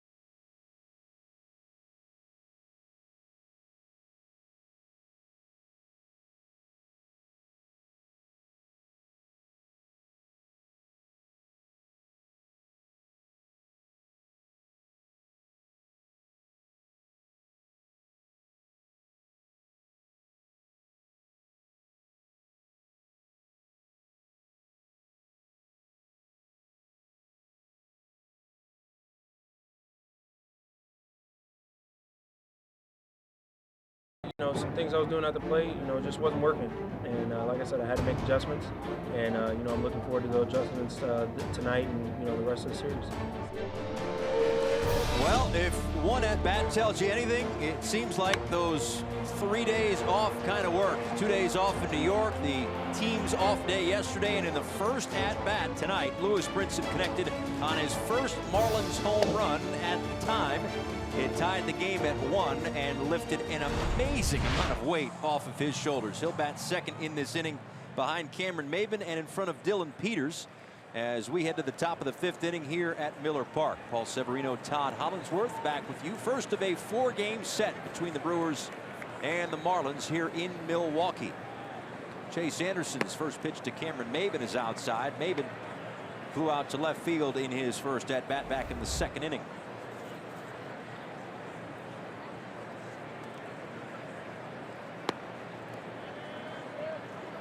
For this second time through the lineup, Anderson has fallen into a bit of a common pattern here, meaning he's going soft early in fastballs late, not necessarily for strikes. We saw it last inning, a couple of strikeouts, against Real Muto and Anderson. I know the last pitch to Anderson was a changeup, but was able to get back in using that fastball.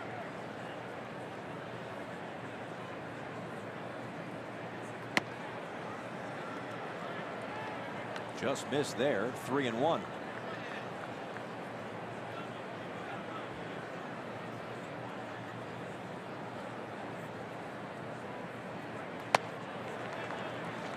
And a leadoff walk for Cameron Maben.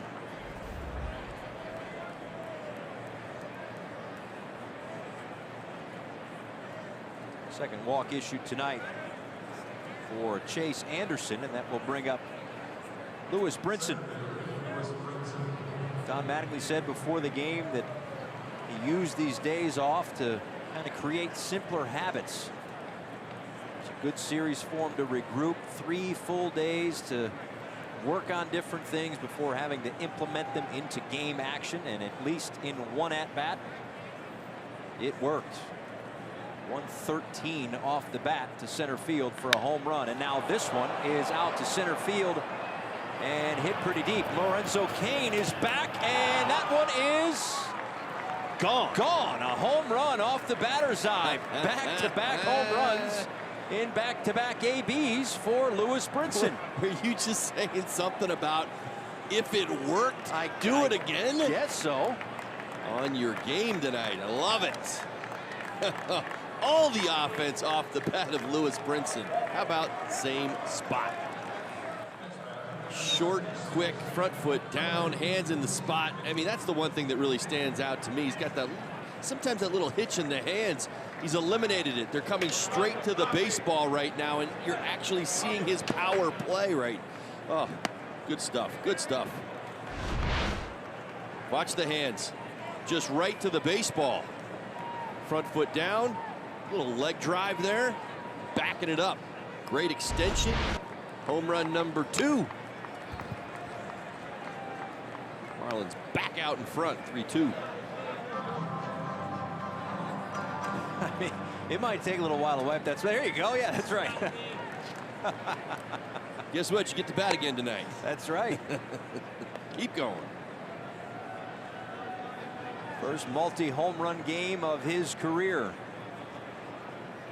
Maybe we shouldn't be surprised that the building for which he got his first major league game, ground ball to the left side, slow roller. It's going to be a base hit for Dylan Peters, who's had 2 pretty decent at bats. One not hit hard, hit right. Walker's first time up and a slow roller to the left side. I think he's going to get a base hit for that. Garcia tried to barehand the ball.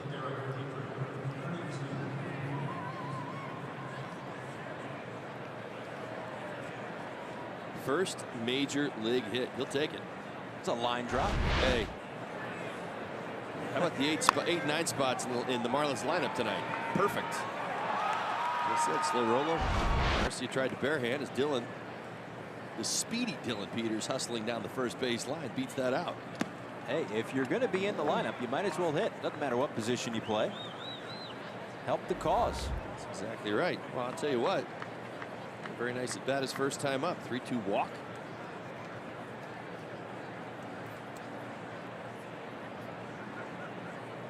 Now, if he steals a base here, that's a whole nother level.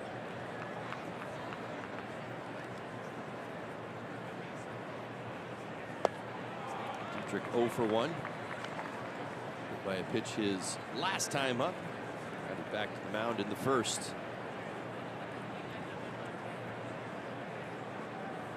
Brinson hit 2 home runs in a Brewers uniform last season, and he's got 2 home runs against that uniform here tonight. His first 2 as a Marlin.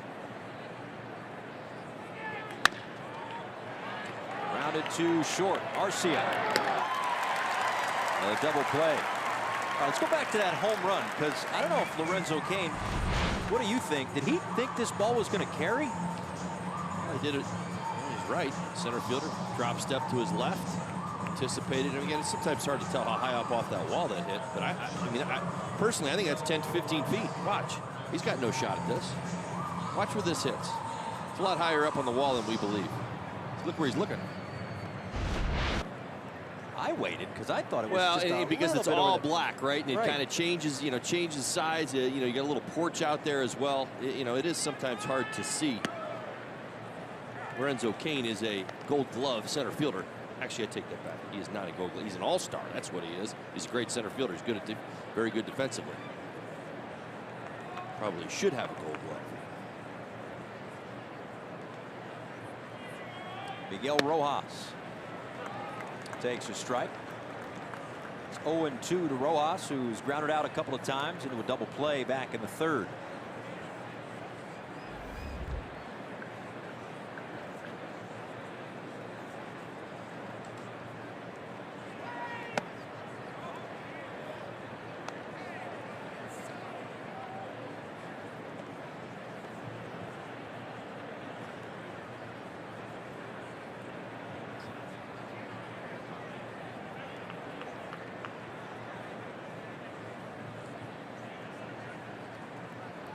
Pitch number 89 for Chase Anderson is outside. 2 balls and 2 strikes.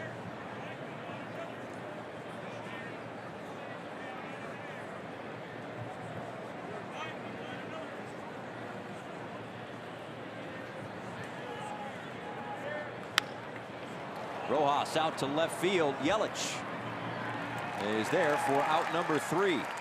But Lewis Brinson has done it again. His second home run of the ball game. And this one gives the Marlins a 3-2 lead in the fifth.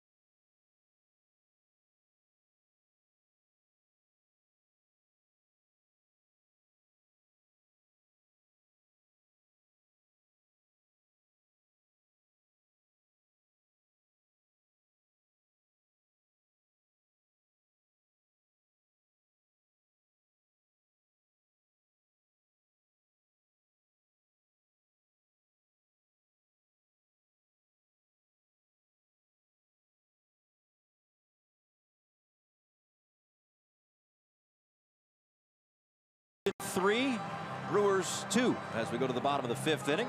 Top of the order for the Brewers, Lorenzo Cain, Christian Yelich, and Domingo Santana. A couple of home runs tonight for Lewis Brinson, both to center field off of Chase Anderson. And Peters, this is upstairs to Lo Cain, who's reached base twice. He walked and scored in the first, doubled and scored in the third.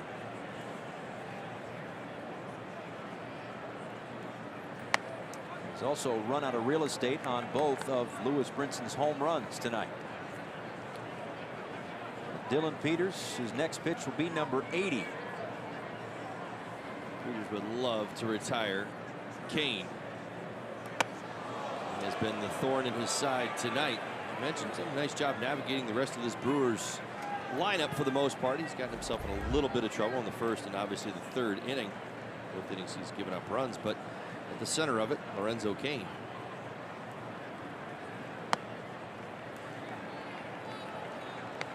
Well, here is where the sabermetric crowd will either take the remote and change the channel or just throw the remote right at the television. But this is a big inning for Dylan Peters to get through this inning with the lead and qualify for the win.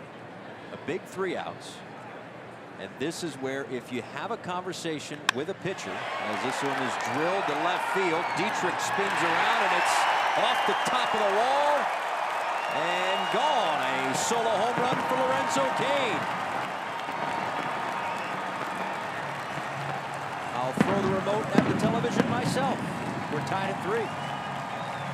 Well, Lorenzo Cain has stayed out in front of Peters all night long. Peters fell behind 3-0.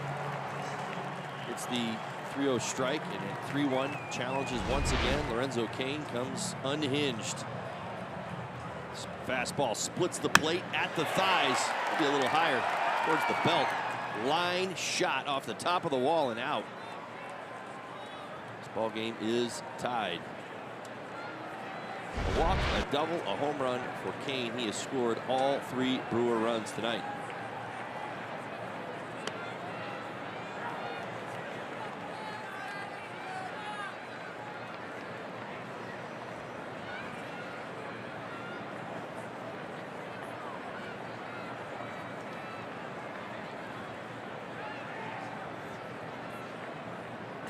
And 0-1 to Yelich, grounded to Bohr, who flips to Peters, and there's one away.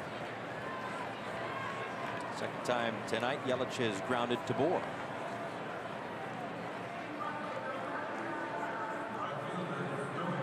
Well, even though the point is moot, I will at least finish where I was going with that whole 5th inning with the lead, trying to get through it. If you actually talk to pitchers, the men on the mound, it still means something to them. They want to get through that inning. That the W next to their name still means something. That's not the only way that anyone evaluates pitchers. Let's get off of that for a second. But just in a night-to-night kind of competitive mindset of these guys, they go out there to win. All 50 guys who are in uniform go out there to win every single night. And it's the starting pitcher sometimes that gets the W next to their name. Well, when you start every 5th day, I definitely agree with that. I mean, when you're an offensive player, and this is kind of maybe apples and oranges here, but you know, you show up every day to play, get things done, and improve, get better, succeed. You know, for the pitcher, he's got 4 days in between starts. So I tend to agree that anything that can be viewed as a positive in regards to a starting pitcher's start that night, whether it's the win, whether it's, you know, length, efficiency, all the things that can benefit the positive side of the conversation, he is going to say, yes, I'm very interested in inquiring that every time I step on the mound.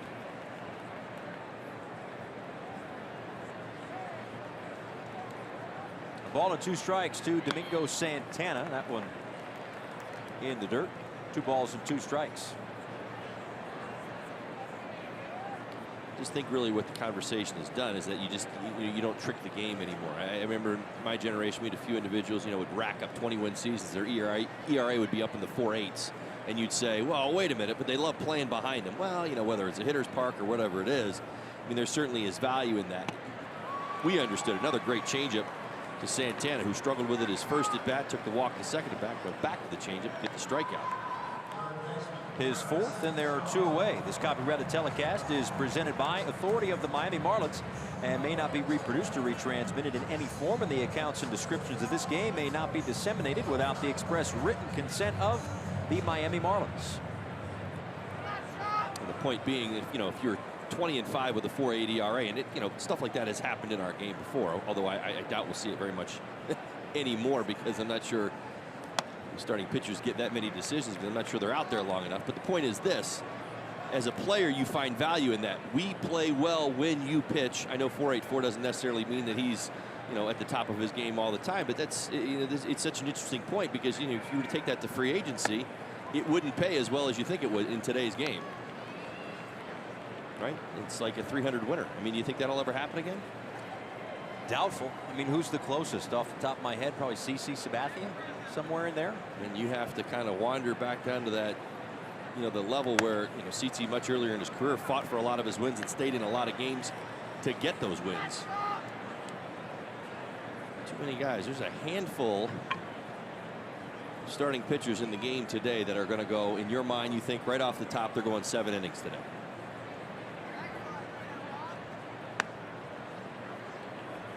Three and 1 to Travis Shaw. Active wins leaders right now. Bartolo Colon, who has at least 9 years left in him, is at 240. I mean, the guy almost threw a perfect game a week ago. Come on now. I'm not even really kidding when I say that.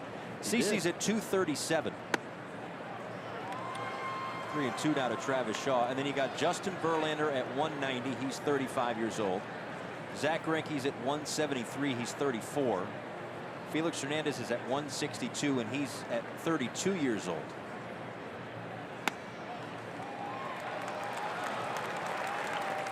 And a walk to Travis Shaw.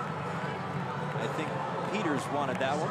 So did Don Mattingly and Tim Wallach. Well, Dylan Peters should want that pitch. Why? Watch. Need I say more? Okay. Nothing about that pitch was outside the strike zone.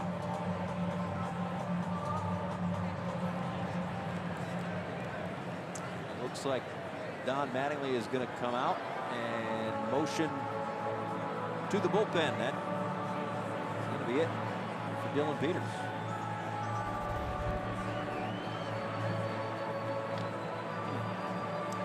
Time for the Florida Lottery call to the bullpen. Odrisamer Despaigne is in here in the 5th.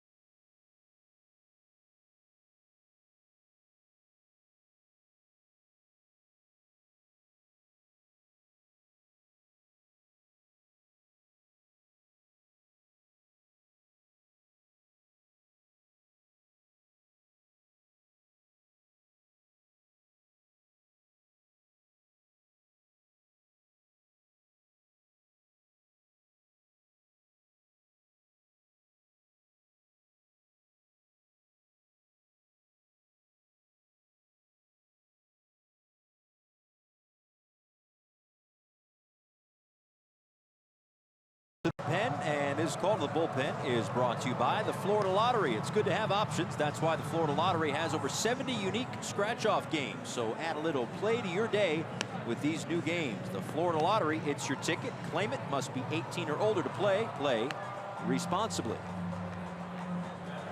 So 4 2/3. The line not complete just yet. 3 hits, 5 walks, and 4 strikeouts. The runner on first is his, as Odrismer Despaigne will come in. His 8th game. He's started for this club as well, but now out of the bullpen and more of a long man type role for Don Mattingly and his pitching staff.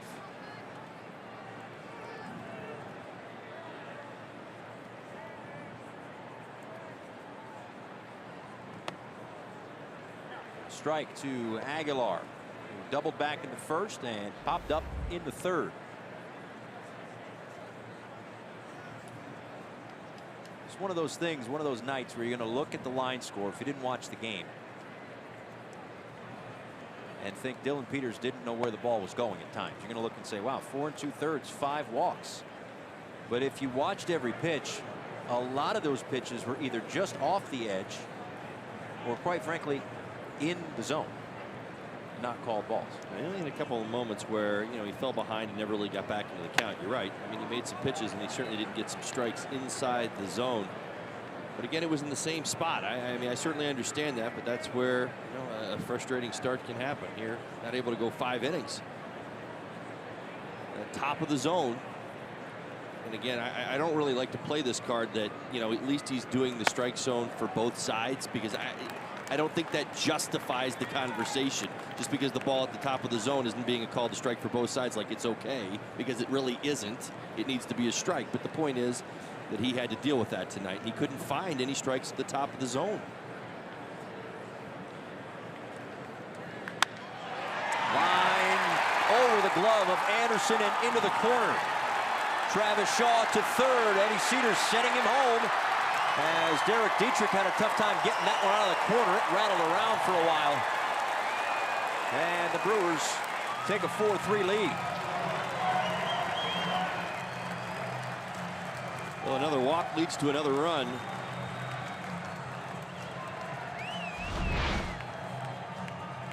Dietrich hustling into the corner. This is going to bang off the wall, and it's actually going to get between his legs. I'm not sure that stopped Shaw from scoring. They were probably going to send him all the way anyway.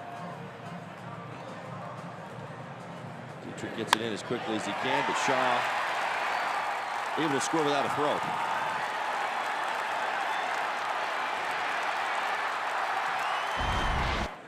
So an RBI double. That run, of course, charged to Dylan Peters. Now the line is complete. We talked about another walk scoring entering today. The Marlins have allowed 21 of their 76 walks to come around and score, the 7th worst in baseball. And now this one toward right center field. It's falling fast, and it falls in front of Maben. Aguilar is in to score on the base hit for Hernan Perez. 5-3 Brewers. This is what you call a 2-out rally for the Brewers. They continue to add to their lead. You get an advantage. You get a kickstart as a base runner, knowing the contact is coming. You're hustling and you're thinking about scoring all the way. Aguilar off with the pitch. He's not worried about the ball being in the air. He's just worried about scoring. David cutting across. He gets on his horse and around third with no throw.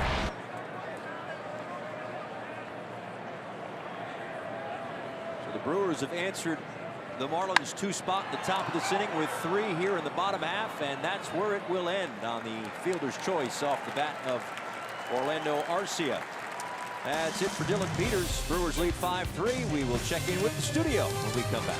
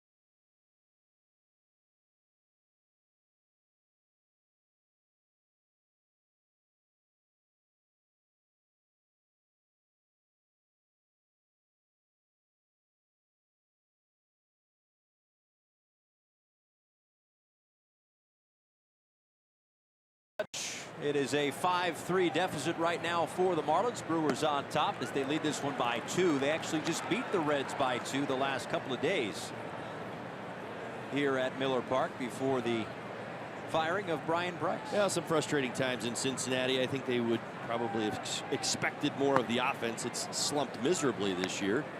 At the same time, their pitching has not been what everybody would have expected. So a little bit of everything going wrong for the Reds. Starlin Castro with a hot shot right back through the box, and he leads off the 6th inning with a base hit.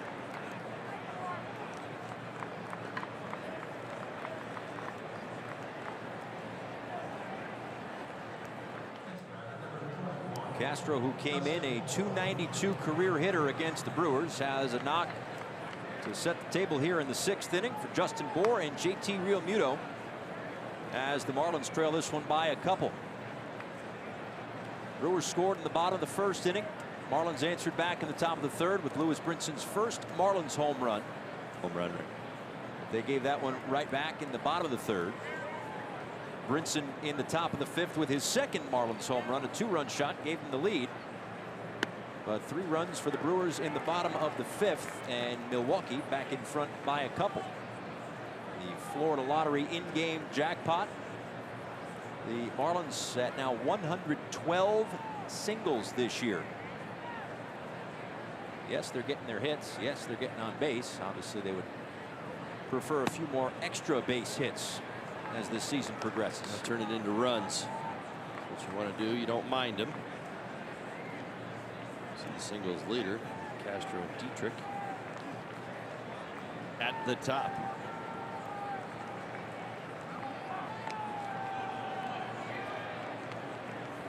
This has been a very good ball game. The Marlins and Brewers have scored in, other than the 1st, the same inning. Both teams scored in the 3rd. Both teams scored in the 5th.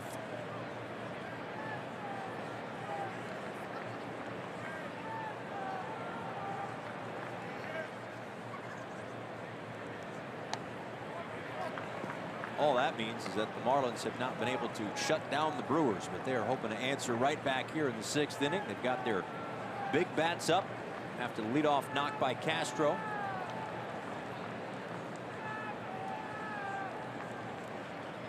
Bour has one of the 5 Marlins hits tonight. This one hit to right field toward the line, moving over. Santana will make the catch for the first out.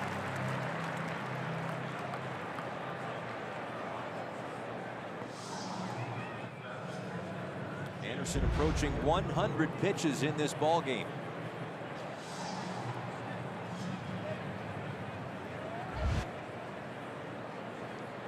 It looks like there's going to be a double switch as Craig Counsell makes his way out. I mentioned earlier that Chris Anderson does not go past 100 pitches very often. Now at 97. Looks like that will be it. And let's see how many times last year. He went over 100 pitches 6 times last year. 25 starts. Not going to reach the century mark tonight. Florida Lottery call to the bullpen as Craig Counsell comes out, makes a change here at Miller Park.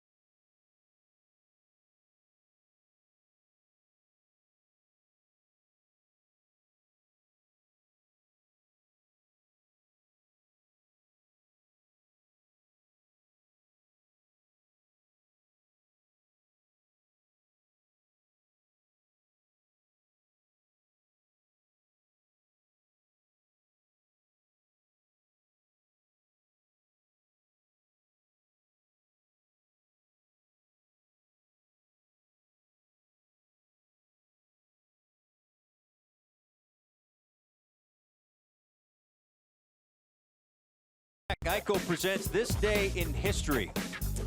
So Gene Segura had already stolen second base, right? But then he gets caught in a rundown. That's his base. That's his base. So Braun's out, but then now handing the ball off like we're in the NFL. Darwin Barney runs it back to first base. Okay, fantastic. So now figure this thing out. Okay, he's basically safe at first. And then he tries to steal second, and he's out. You come to a million baseball games in your lifetime, you'll probably see a million things once. I'll tell you, you're going to say that for the rest of your life. I've told you this. You think that you're never going to see it, right? Wait, 2 games in, 3 games in, we were doing 17 innings? 17 in a game, yeah, exactly. I think I saw my first 2-6-3-4-3 put out today, too. That's true. So there's that. Eric Sogard takes over at second base as part of the double switch. He'll bat 9th. And in on the mound is Jeremy Jeffress. Delivers low to JT Realmuto, who is 0 for 2 tonight.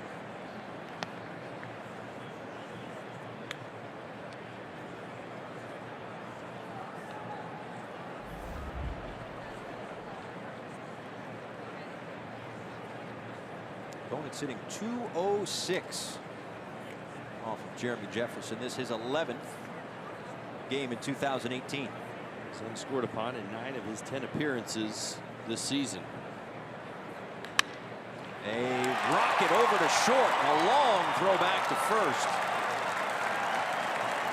Boy, Arcia is quick with the glove, taking away a hit from Realmuto, 2 away. Yeah, no doubt. 2 steps into the hole.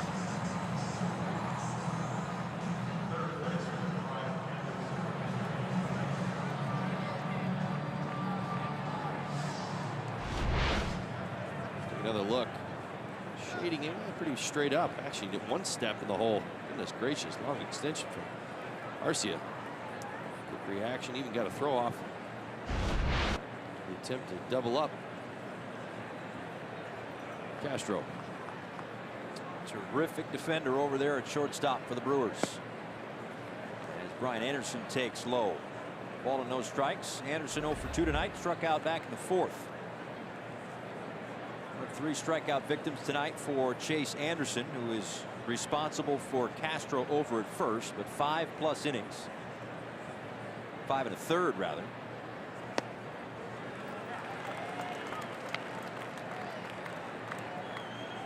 Five hits, 2 walks, and those 3 strikeouts before Jeffers took over. He's now retired 8 of the first 11 batters that he's faced in his outings.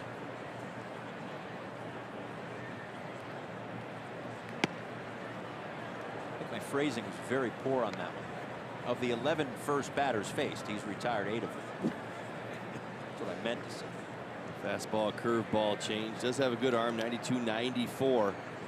Moves in the bottom of the zone. He's a ground ball pitcher by trade. Always had good ground ball numbers, good ground ball rate.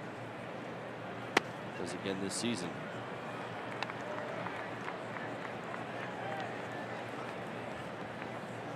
Jeffers is used in that role by Craig Counsell. He could show up, high leverage, middle leverage, in different spots in the ball game, used in a lot of different ways. And so far this season has given him quality work.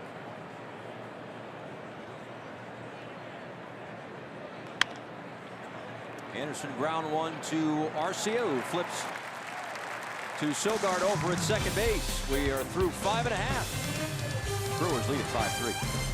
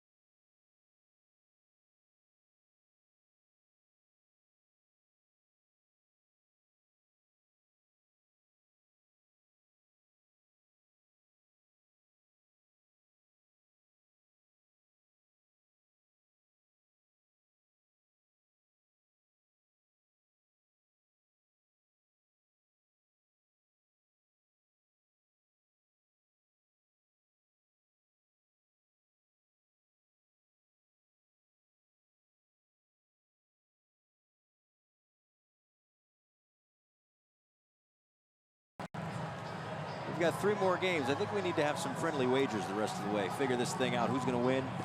Maybe have a morning coffee wager on it or something. We'll see. We'll work these things out as we go here. As we are back for the bottom of the 6th inning, Odrisamer Despaigne back on the mound as he took over for Dylan Peters in the 5th. Peters worked 4 2/3.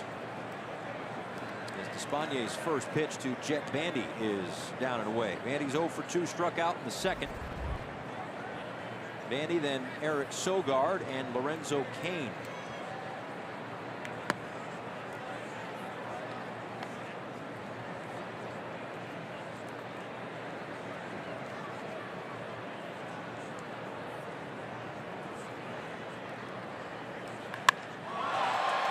Down the left field line, and that one is a fair ball. And one hops over the wall, and Bandy will head into second base.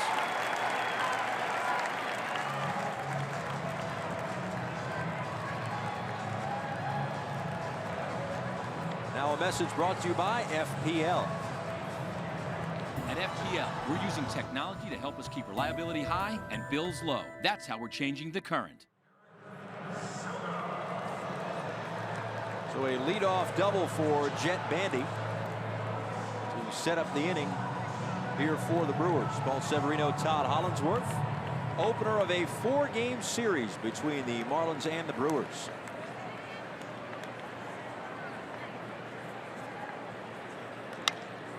Sogard with the roller to second. That will advance the runner 1 away.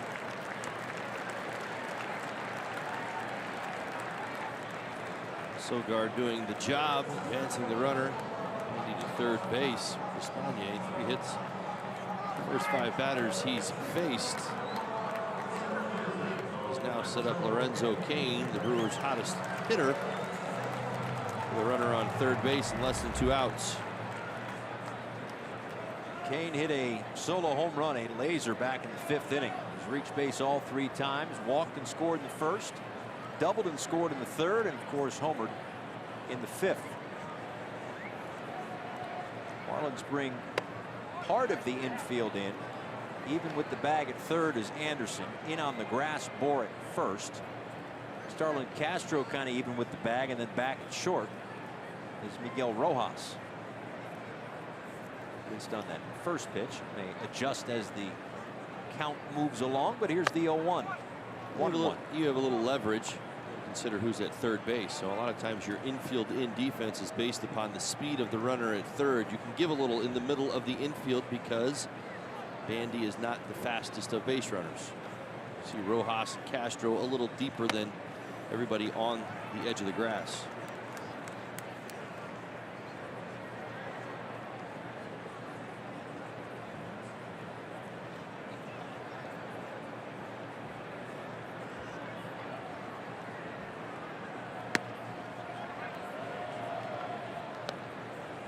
Two and two. Again, Lorenzo Cain, his 2nd time with this Brewers organization. Originally a 17th round pick in 2004, signed a 5-year, $80 million deal to come back to the Brewers after spending some time with the Kansas City Royals. Some very productive time as well. As Juan Nieves and Kozak are going to go out and take a look at Odrisamer Despaigne. Something's not right. Despaigne's body language currently is leading us to believe that there's something wrong, and Kozak coming out as well. He's checking things out. Despaigne is not one to, if Juan was coming out, he would have shoot everybody back into the dugout. So the fact that he hasn't done that is certainly a little concerning.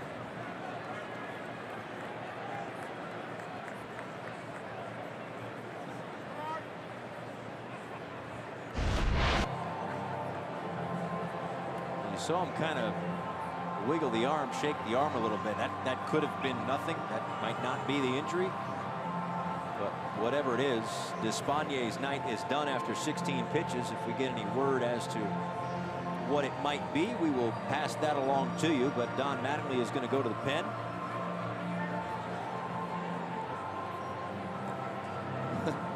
everybody's on the mound. They need some communication. See who they're looking for. They're asking for somebody that throws a splitter, it looks like. Is that going to be Tazawa? Let's see.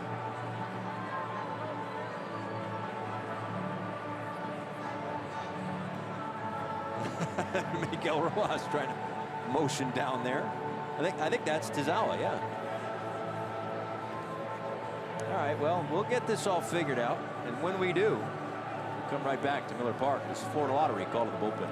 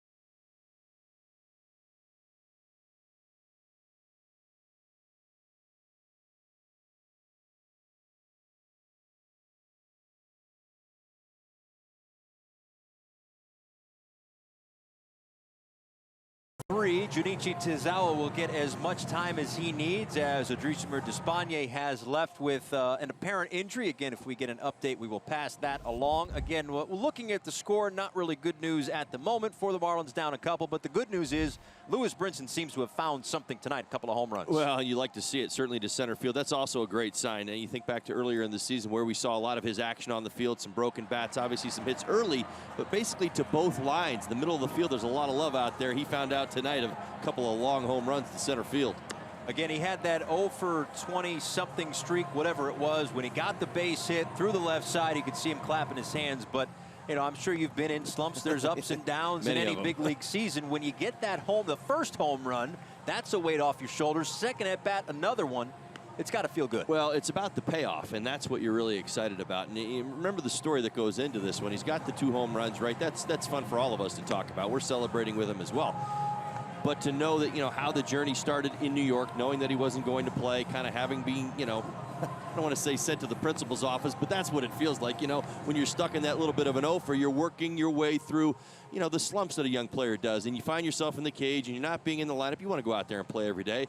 But it was one of those points in time where Brinson was able to reflect on what had happened to him in this early part of the season in April. I mean, honestly, I went through it myself. Now, I didn't get sent down. I mean, I didn't get, you know, shut down the same way he did, but I was struggling. Boy, I thought I was on my way back to AAA. Had to work through some things, wait for my chance, wait for my opportunity to get back out there. When I did, I was able to capitalize on it. It looks like Brinson's going to do the exact same thing. He gets right back into the lineup, and you say, man, he is paying off what that little, you know, we'll call it a little weekend he took off in the first couple of games in New York, and did some great work. And so you love it as a hitting coach, and you certainly love it as a player to get instant gratification, instant results. Yeah, and they love the fact that he's working. Even when he was in that 0 for 20-something, he was in the cage right after games, before the media was even in the clubhouse after one of the games a week or so ago.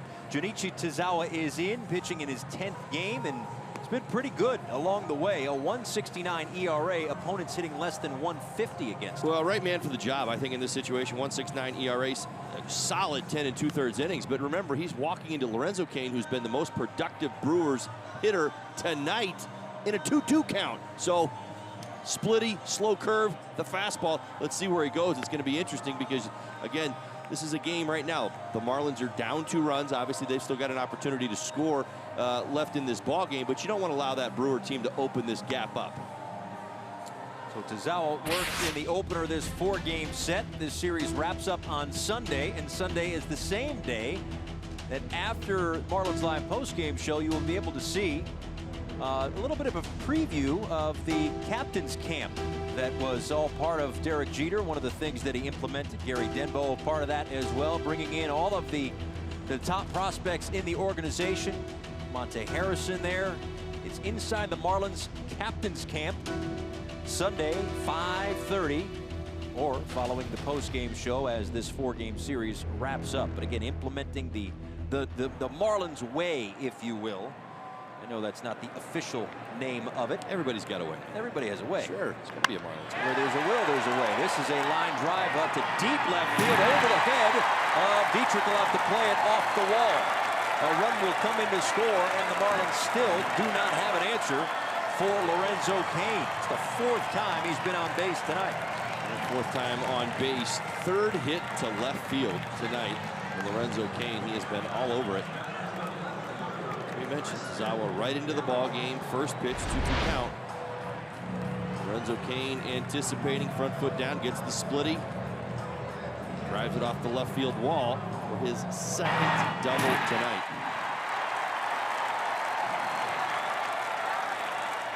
So Bandy, who led off this inning with a double off of Despaigne, comes in to score on the 2nd double of the night for Lorenzo Cain to go along with a home run, and now it's Christian Yelich.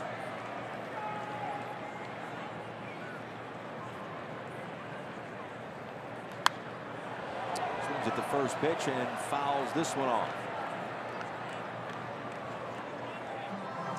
Well, he has seen Tazawa good in his career. 4 for 5 with a home run and that double.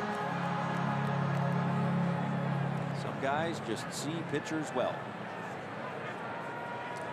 Venture to guess that that is one of those scenarios.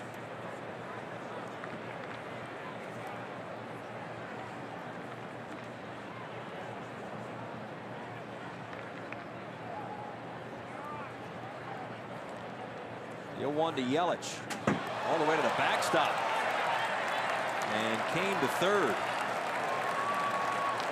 It was definitely a cross-up.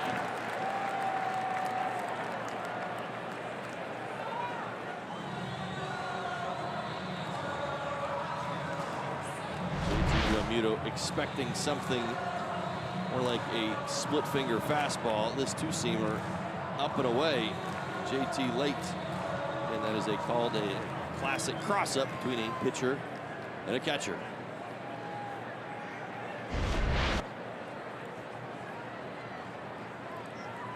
So now Cain to 3rd.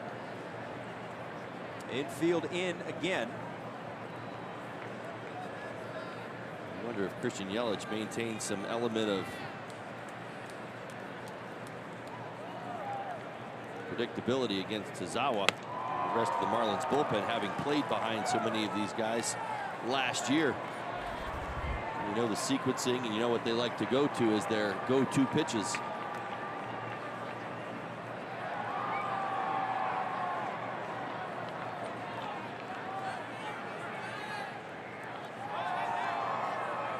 And Yelich is going to get intentionally walked here to set up a double play with 1 out in the 6th. And that'll bring up Domingo Santana.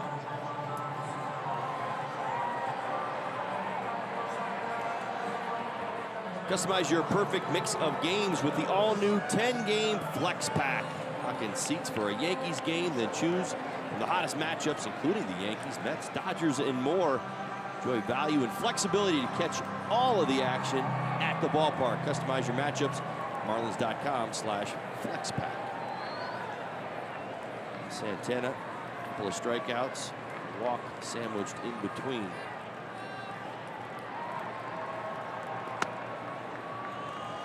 Hard to argue this call. Obviously, the intentional walk to Yelich. Santana certainly very productive season last year, but off to a slow start here. 2018 without a home run and in the middle of a long offer.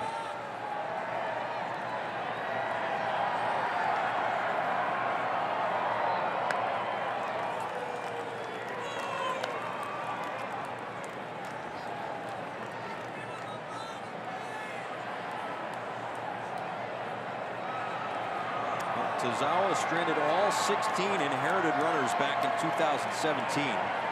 He allowed 2 inherited runners to score against the Mets a few nights ago. And 1 is already in here tonight as Santana swings through that one, 2-1.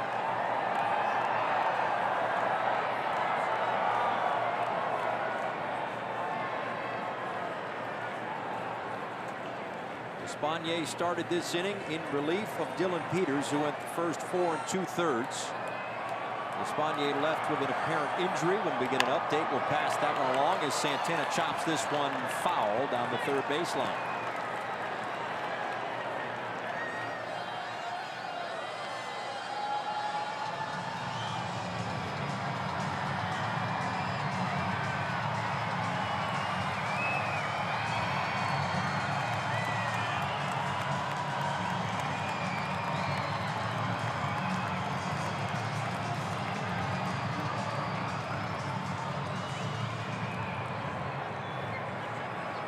Santana 0 for 14 on this homestand for the Brewers. And the guy who led the team in batting average last year at .278.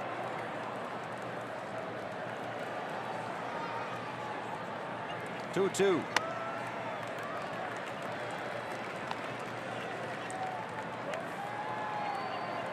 This Brewers team, we talked about the slumping offense. Haven't slumped tonight, but one thing that does stand out, the number of groundouts. I mentioned last year in 2017, 224 home runs, led the National League. They were also hit the fewest ground balls. Of course, fly ball team. Here in 2018, though, they have actually hit the most.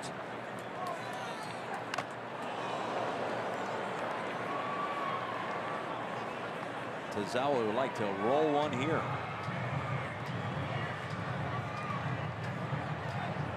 Piece of the home plate umpire, Chad Fairchild.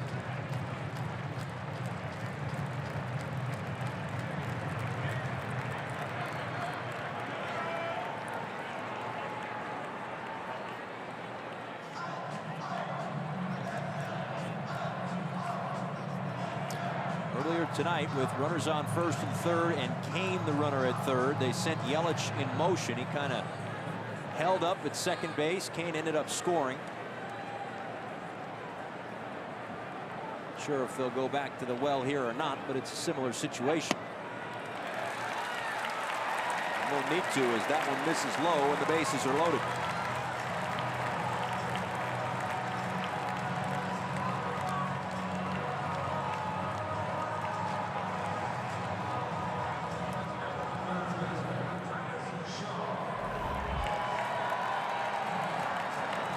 Bring up Travis Shaw, who has 1 career grand slam. He's been to the plate 3 times, no official at-bats. He has walked all 3 times. He came around to score back in the 5th.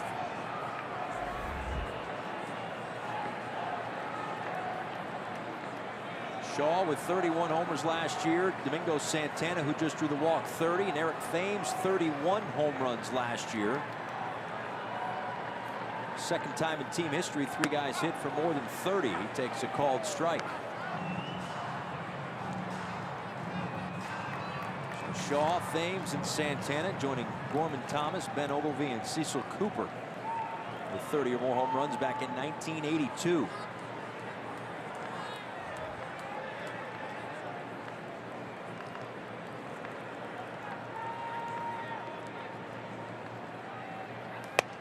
Upstairs, 1-1.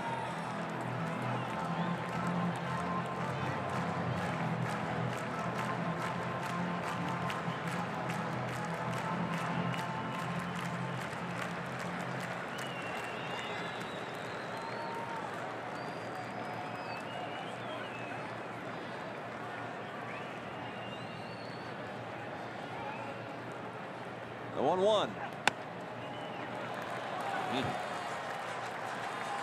Hasn't been a strike all night. Borderline pitch. Shaw's got 3 walks tonight. He knows this as well. It's a close pitch. Pitchers have not been getting the strike to that side of the plate up.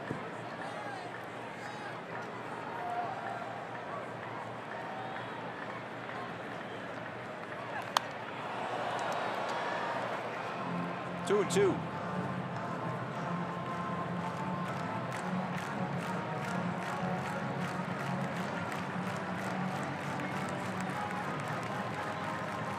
Big pitch coming.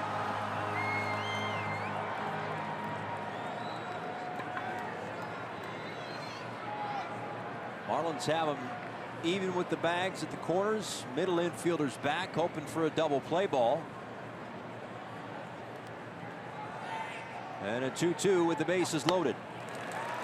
Count is full. Well, he went up with the 2-2 fastball. Elevated. Got ahead. This entire at bat started with a 73-mile-an-hour breaking ball. Love to see him go to it. Shaw has no idea that would come back around. Not sure he will go there, though.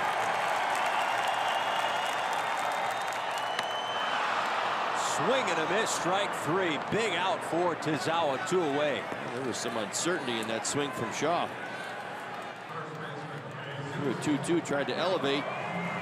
Likely would go to it on a 3-2 pitch, and he did. Just tried to almost foul it off. Huge out. Did he ask Chad Fairchild if that was a strike? Well, it's a common question. I know where you're going with this. You swung at it, right? Yeah. So it was a strike when you swung. Well, he was asking location.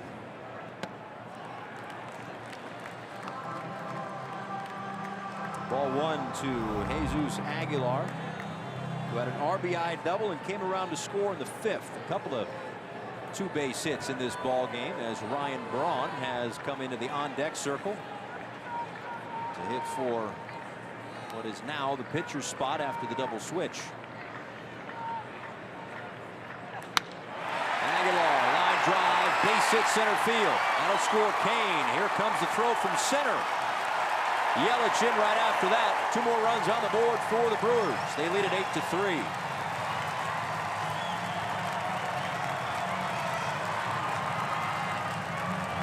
Third hit for Aguilar. 3rd RBI of the game. Couple of doubles, now a 2-run single. Brewers have widened the gap. Fastball outside. Doesn't try to do too much. Line drive single into center. Base runners moving with 2 outs.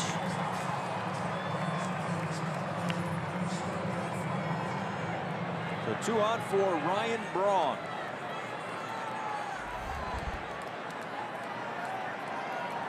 An MVP back in 2011, a 6-time All-Star. Former Rookie of the Year has seen some playing time around the diamond here in 2018. Takes a called strike.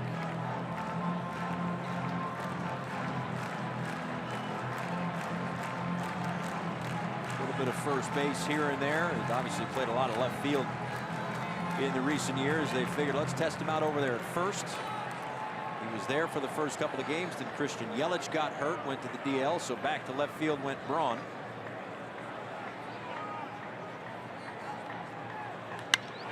As Braun drills this one left center field, and it is gone.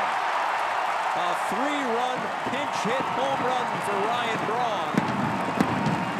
It's now 11-3 Brewers. Yeah, Ryan Braun off to a slow start this season, off the bench for his 4th home run on the season. And RBIs 998, 999, and 1,000 in his career. And the Brewers have blown this game wide open in the 6th, now 11-3. That's how you don't have to worry about the calf injury. See, the 12th season, got 1,000 RBIs. No doubt, off the bat of Ryan Braun, you see him drop his head, he knows it.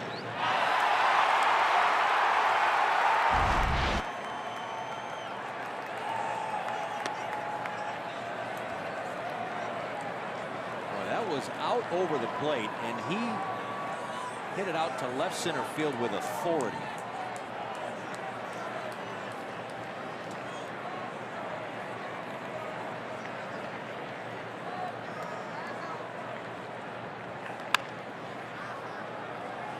Foul off the bat of Arcia, who is 0 for 3 in this one. A couple of, in fact, a trio of ground outs.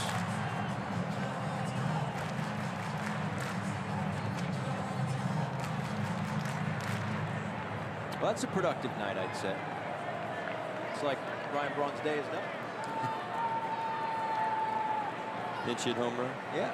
1 swing, 3 runs. Go take a shower. Arcia out to center field. Sends Brinson back. He's looking up, and that one is gone.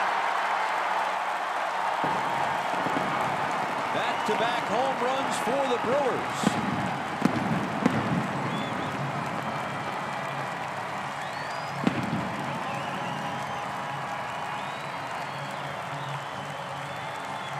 Seven-run 6th inning for this powerful Brewers lineup. 2 home runs, 2 doubles, 7 runs. Juan Nieves out for a word with Junichi Tazawa.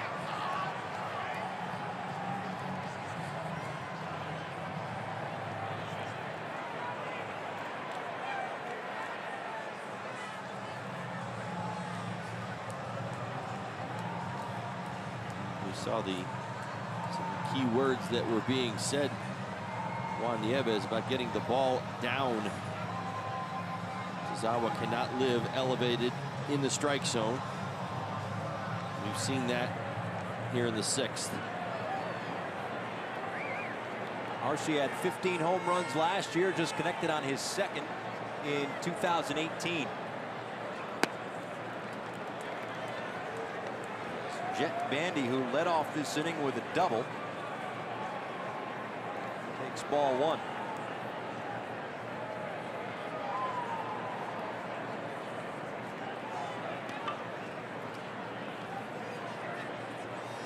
Bandy started all of this. He got double.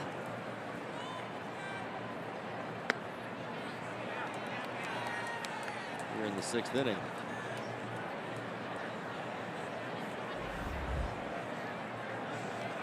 Five hits in this inning for the Brewers. Back-to-back home runs. A 3-run homer off the bat of Braun. A solo home run for Arcia. And that one upstairs to Bandy. 2-1. 8 of the 12 hits, excuse me, 8 of the 10 hits have gone for extra bases for the Brewers.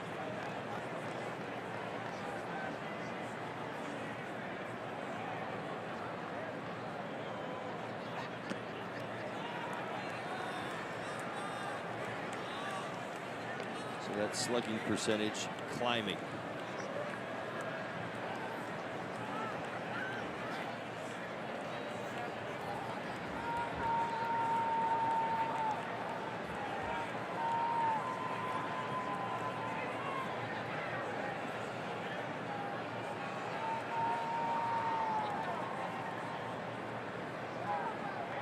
Three and 1 to Bandy. 3-1 swing, but he comes up empty. 3-2.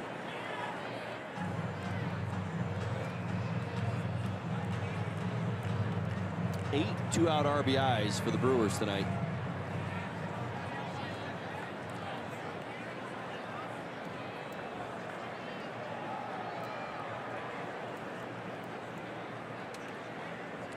Payoff pitch to the backstop is sent out to right field. Maben, boy, that one must have gotten caught up in the lights. And he stuck with it to put that one away for out number 3. We are through 6. But the Brewers push 7 runs across in this inning. Blown it open 12-3.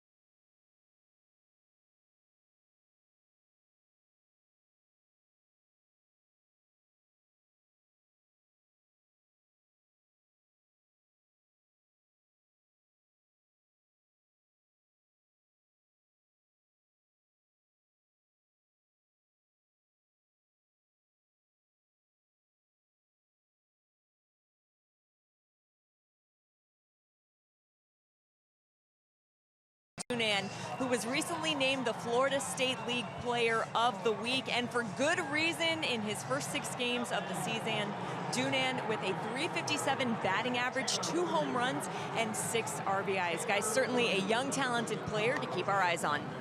Yeah, no doubt about that, Jessica. Not at all. Yeah, part of a much improved farm system, as 27 new players have been injected into this farm system since last year's trade deadline. An effort to improve what was one of the lowest rated, I guess you could say, farm systems. Obviously, one of the things that was addressed this offseason in the trades is Taylor Williams takes over for the Brewers here in the 7th inning, working with a sizable advantage. But again, that's all part of what's been going on here with the Marlins, making sure that they infuse a little bit more youth at the different levels of the minor league system. And clearly, with the just here in Milwaukee with the trade with Christian Yelich, bringing 4 guys back, 4 youngsters back, including Lewis Brinson, who has 2 home runs tonight. Now the cupboards were bare. It's exactly where the Marlins system was at. It wasn't, even looking at 2017, recognizing what the strength of the organization was. Certainly it was the talent at the major league level, but it wasn't through the system, meaning you didn't have enough depth. And that's the bottom line. You look at what they are. Derek Jeter, Sherman come on board, they take over the team. They say, we have to have a system that works top to bottom. That means having a minor league system in play. You've looked at everybody who's revamped their organization over the last handful of years. Call it what you want in the game of baseball. But the one place they all start, the starting block, position A, fix your minor league system, create depth, create internal competition, build from within. Everybody's done it, whether you're a team that is willing to spend in free agency or not. That has been a key component to what they have looked to accomplish. Marlins doing the exact same thing. Well, that's the thing. I mean, all of these teams, whether it's the Cubs, whether it's the Astros, whether it's the Royals, they do it not just for the the 2-year window. Nobody, you don't revamp an organization to be good for 2 years. Revamp it to be good for a number of years. 8 out of 10 years, something along those lines. Time for tonight's Coors Light refreshing finish, and for Lewis Brinson, this had to be extremely refreshing after a couple of days off. No at-bats in the series against the Yankees. The team had the off day yesterday, so basically 3 days to kind of rest, recoup, regroup, revamp, whatever. And boy, oh boy, has it worked. He is 2 for 2 tonight, couple of home runs. And accounting for all 3 of the Marlins' runs tonight. We'll see what he does against Taylor Williams as he takes a called strike. Taylor Williams, a big arm, fastball, slider, 94-96. There's that fastball about 64% of the time. As I mentioned, the slider that goes along with it.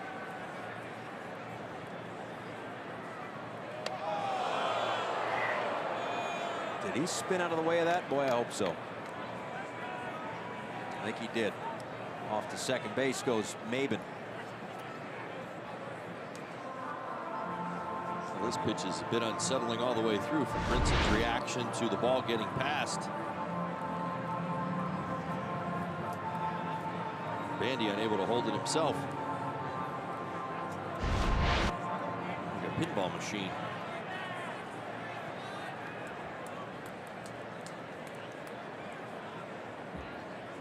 18th multi-home run game by a rookie. Cody Ross against the Mets. How about that? Been a rookie that's had a 3 home run night. Christian Villanueva of the Padres this season against the Colorado Rockies. Early part of this month on the 3rd. Cody Ross back in 2006. Last to hit 3.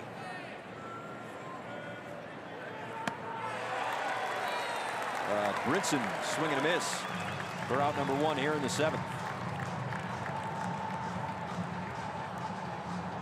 Williams after Brinson with fastballs went off the plate away for strike 2, up and in for strike 3.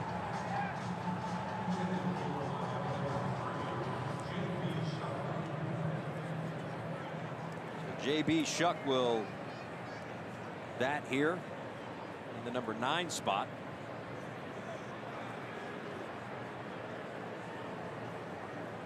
Shuck's been with the team for about a week. Announced his presence with authority with a 4-hit game in his Marlins debut.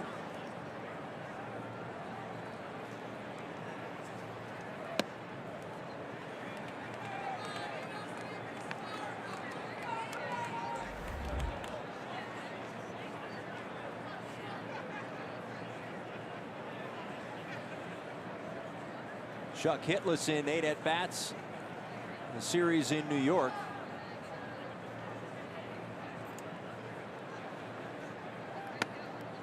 And takes outside 2-0.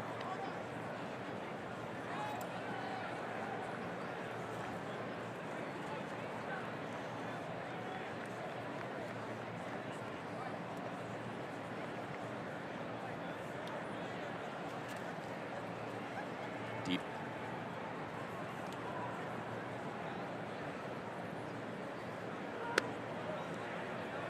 Three and 0 to J.B. Shuck.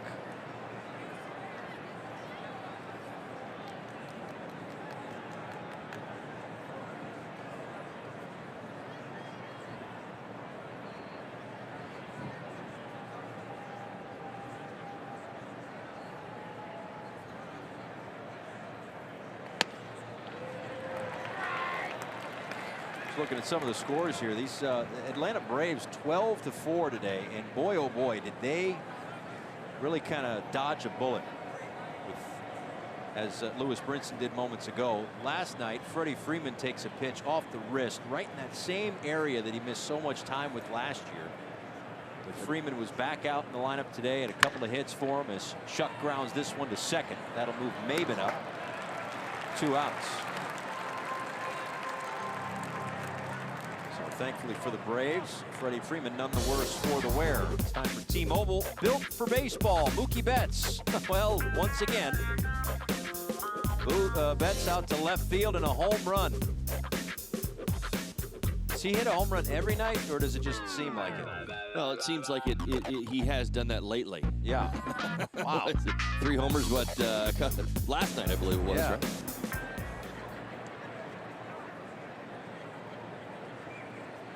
Get in that zone. I'm sure you've heard it. The ball looks like a beach ball. Yeah.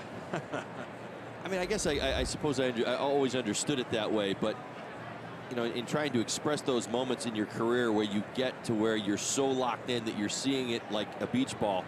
It's not that the ball really grows in size. It's that 95, and I even try to explain it to the kids in South Florida, the kids that I work with now. It slows down. Like 95 doesn't look like 95, it looks like 85. And that's the feeling that you get up there. It's like all of a sudden you're in slow. Like, boy, this guy's throwing really hard, and you're like, no, he's not. He's just really nice and slow. He just did a good spot. That home run by Betts, by the way, was on top of the strike zone. If you didn't notice it, it was way up there, and he just absolutely gets on top of it. Gets it out. He is locked in right now. Well, he's got some quick hands. Yeah, he does. I mean, they're like lightning quick hands. Some of the fastest you'll see in the game.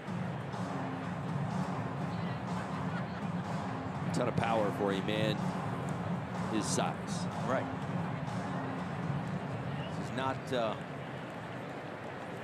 He's not like, I'm trying to think, like Richie Sexton, who played here in Milwaukee. Like he's not like he's 6'10". He certainly does not have that type of plate coverage. No, not at all. Right back to Williams. Self-defense to retire Dietrich and end the 7th inning. Stretch time here in Milwaukee with the Brewers up 12-3.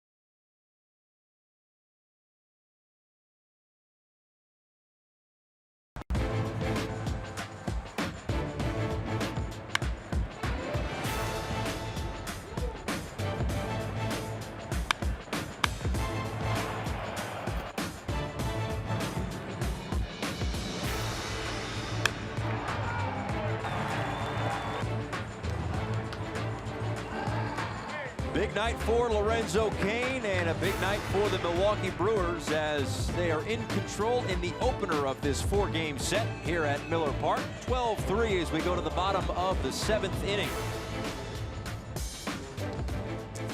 And certainly a moment that this young man will never forget as Miranda Gonzalez is about to make his major league debut as he takes over as the 4th pitcher tonight for the Miami Marlins, acquired from the Mets in the deal that sent A.J. Ramos to New York. His first pitch to Eric Sogard is low.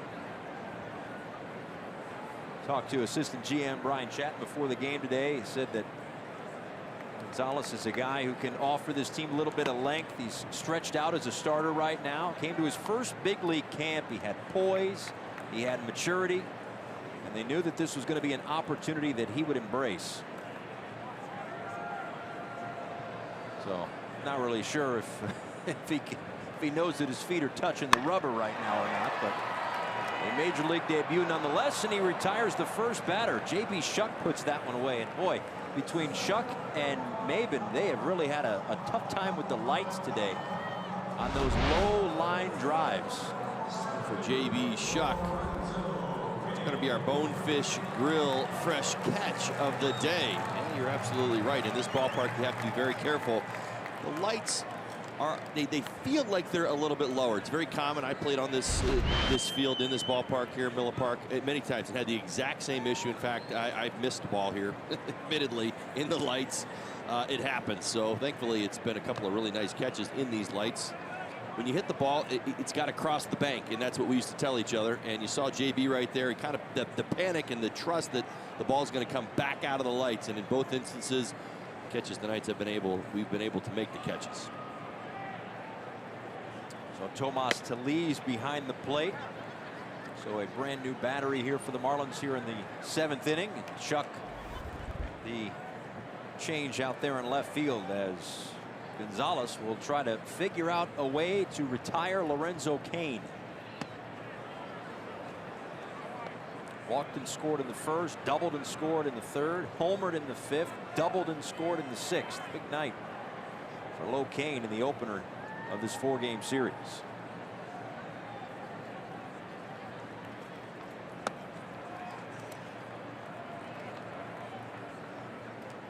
Assistant GM Brian Chatton also said that Gonzalez, a strike thrower who approached camp in a way that was beyond his years.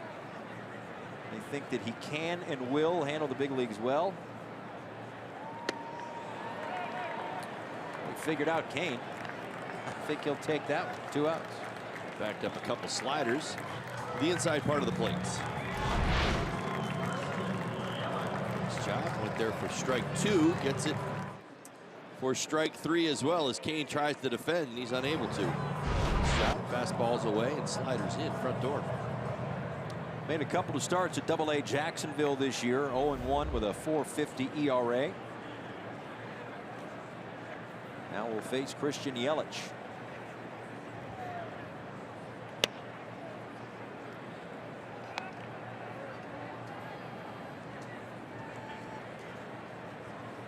Love the drink.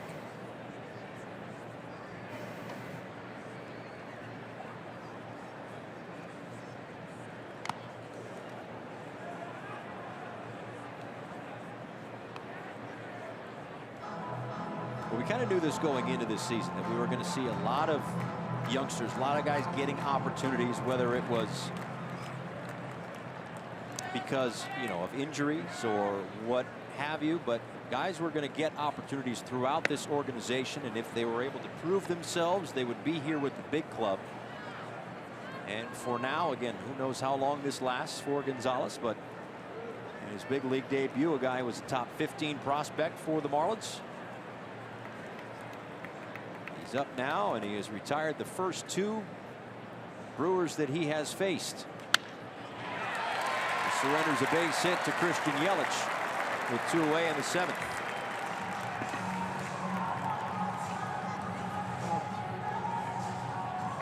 It's not a foolproof plan, but if he gets good results up here, he'll probably stay. Yeah. I mean, exactly. It's not always the case, but generally speaking, you're given the opportunity, you perform at a high level, you get to come back. It's the way it works. Sometimes the circumstances and roster spots factor into this, but to your point, many opportunities, and I think that's the right word, that exist here this year for the Marlins. 1 on and 2 out for Domingo Santana. He takes ball 1. We do have an update on Odrisamer Despaigne. It's a right forearm strain for Despaigne. So any updates, whether it's tonight or in the coming days, we'll pass those along. He threw a pitch, something really didn't seem right. Trainers came out, took a look at him. He walked off the mound rather quickly, and I'm sure a guy as veteran as him knows, there you go, something in there didn't feel right.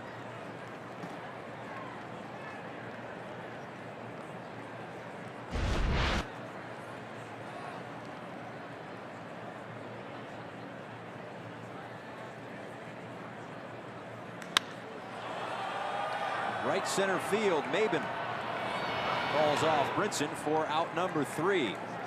So all in all, a nice inning for Miranda Gonzalez in his big league debut. Works around a 2-out walk. We go to the 8th at Miller Park.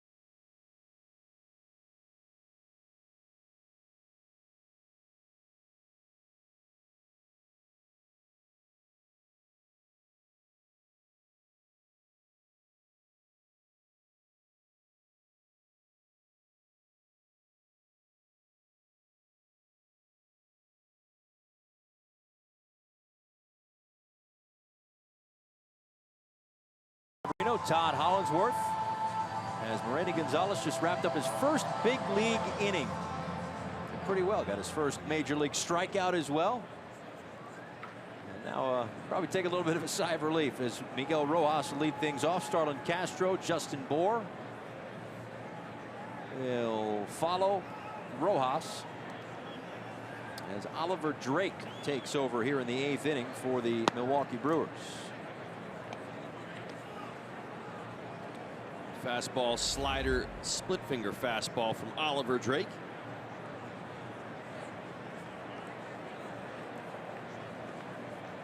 Knocked around on Monday by the Reds. 1 inning, 6 hits, 6 earned runs. And this one to second base. It's Sogard. Rojas is retired for out number 1. Back at you tomorrow here from Miller Park. Trevor Richards trying to piggyback off of a 7-inning start where he was just superb against the Pittsburgh Pirates. Jolie Chassin makes his 5th start this season for the Milwaukee Brewers. Marlins live pregame show, 7:30 Eastern time. 8:10 first pitch. 82 pitches, 2 hits. Very efficient in the 7 innings of work against the Pittsburgh Pirates last Saturday night. If you remember the situation, the circumstances surrounding that, the Pirates came in swinging the bats. Came into that series, one of the best offenses in the game, rolling top to bottom in that lineup. And he kept them in check for 7 solid innings, so good stuff. Starlin Castro singled back in the 6th inning, fouls that one back. So coming back from break, we saw Martin Prado in his first rehab game. Obviously, that will create questions once he gets back. Obviously, you want to see him continue to progress as he does get back. But again, what it will do is kind of afford Don Mattingly a little bit of flexibility. We've seen in the last, call it, week or so, Brian Anderson taking some ground balls at first base. Brian Anderson might see a little bit of time in the outfield. So again, some different options for the Marlins once Prado gets back at full strength. Well, I think the Marlins understand this, and Marlins fans certainly do as well. This offense has struggled this year, and when you struggle, you look for answers in any way you can get those answers. When Martin Prado comes back, depending on the condition of him physically, I say you assume 100%, right? He's going to be able to be at third base, without a few days off. However long it goes, as you see strike 3 to Starlin Castro. Simply put. have bat will travel. If you can bring it up and you're hitting, you got a good opportunity to get in this lineup right now because they're finding any way to score some runs. I mean, they're looking for consistency. So Martin Prado is going to play as long as his body allows him to play and be out there for as many days in a row as he possibly can be. Don Mattingly, he'll figure out the hard part, where to put everybody. Called strike to Justin Bohr, who had a base hit back in the second inning. But just in terms of a clubhouse presence, oh, can't beat it. I mean, you're going to get another veteran voice back. Of course, it's been a tough start for the Marlins. There's been some big wins in there, but when you come into tonight's ball game 5-12, what does it tell you? You know, there's probably a few more guys looking to get things right with their season than everybody sitting around and smiling at each other because we're all having a great start to our season. That's just not the case. You got guys who are looking to improve and get better. grounded over to first, the flip. Drake steps on the bag, a 1-2-3 eighth. We go to the last of the eighth here at Miller Park.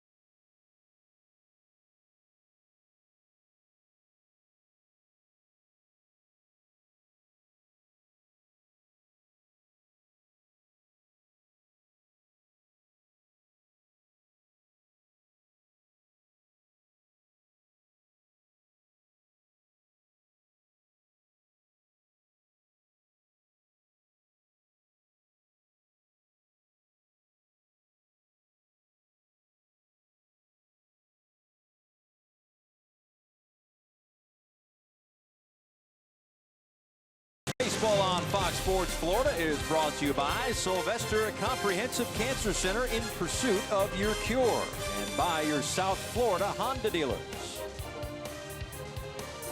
Nice night in Milwaukee. 67 degrees inside. And frankly, that's all that matters. I was wondering how you were going to word that. Yeah. You wandered down the path of, yeah, nice night in Milwaukee. I was like, Well, it's going to refer to the outside temperature or the inside temperature? It snowed yesterday. And what, 3 to 5 inches, something like that? Yeah. Did you know that yesterday was actually the first time Miguel Rojas actually saw snow fall from the sky? He said, you know, back home in Venezuela, he's seen snow on the ground, but you only see it when you're like up in the mountains. But he had never seen snow fall to the ground before. This will fall to the ground. A base hit for Travis Shaw to lead off the 8th inning. He's 1 for 2 officially, but he's reached base now 4 times tonight with 3 walks. Well, the Brewers continue to hit.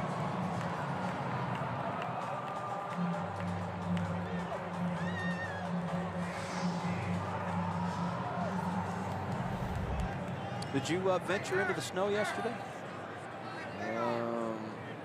I did a little bit. I went out. I mean, I was out and about yesterday afternoon. It started to snow. I mean, I wasn't outside. I promised everybody a snowball fight. That never happened. Of course, I was outside. I don't know where you were. I was waiting in the alley for you. You weren't there. You didn't show up. But you told me you weren't going to show up either. Of course, so I guess shame on me. I'm not going to go into an alley and get pummeled with snowballs. Thanks. I'm a rookie. I'm not that dumb, though. I did go out a little bit. I mean, I was with my brother-in-law. We just were out and about yesterday, so that was just it. Yeah, and the snow started. I mean, of course, you know, I've lived in the Midwest for 20 years. This doesn't surprise me. just surprises you with the date. Well, yeah, it doesn't mean you have to like it either, no, right? no, not at all. No, not at all. And I happily admit how soft I've become in my journey, to South Florida, and how happy I am in South Florida, being soft. Absolutely, yeah. Take pride in it. It is what it is. Let's check in with Jessica Blaylock. Jessica, what'd you do yesterday? Well, I, for one, waited outside for hours for Todd to show up for that snowball fight. And then when I knew he was bailing, I decided to meet up with Kyle Seeloff, who is part of the Marlins radio broadcast crew. And we wandered around downtown, found a cool local restaurant, checked that out. I am proud to say that walking around in snow, I only slipped one time, which I think was a big win for me yesterday. Jessica, was my presence at that lunch so forgettable that you felt it not even necessary to include me, the fact that I was there? Oh, that was the lunch that we went to. I was referring to dinner. Oh, so, wow. yes, to answer your question, I guess it was forgettable. A fly ball out to left center field. J.B. Shuck puts it away, and Aguilar is retired.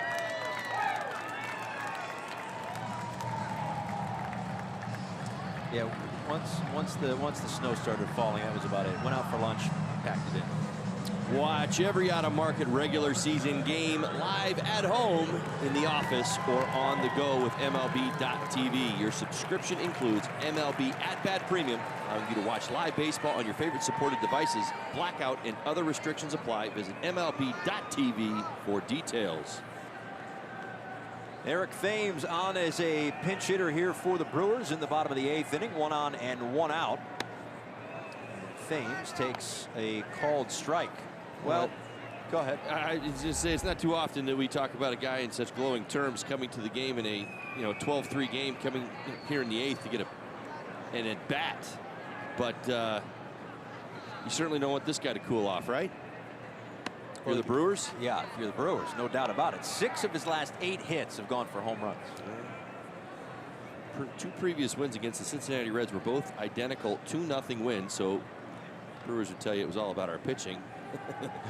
Mr. Thames, he'd tell us all about him. 2 two-run homers. It was the offense in both of those games. So, yes, swinging a hot bat. Well, he leads the Brewers with 7 home runs this season, 18 and counting in April over the last 2 years. Bryce Harper second in the major leagues with 17 home runs in the past 2 Aprils.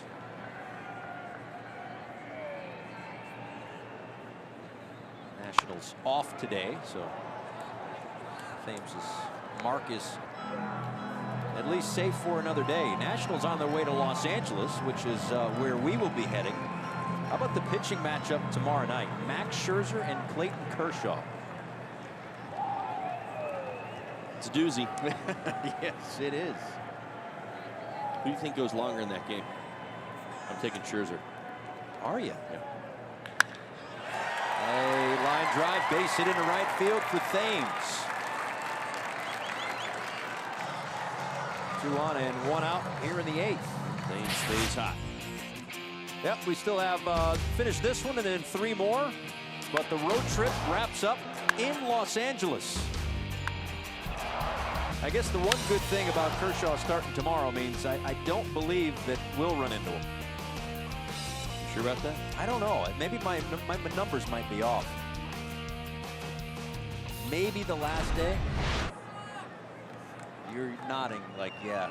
Well, that would be his spot in the rotation. Yeah, you're probably right. I looked at it. I looked at it the other day to see. Listen, man, I was going to let you unbury yourself, but no, that's fine.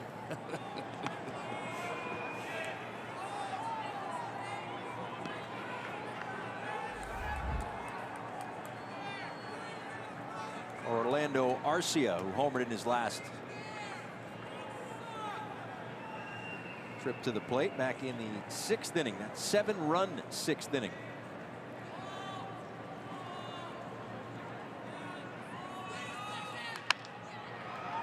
Grounded to short. Rivera. And they get the double play. So a couple of nice innings for Gonzalez as he keeps the Brewers off the board as we go to the 9th inning. Lots of work to do for the Marlins.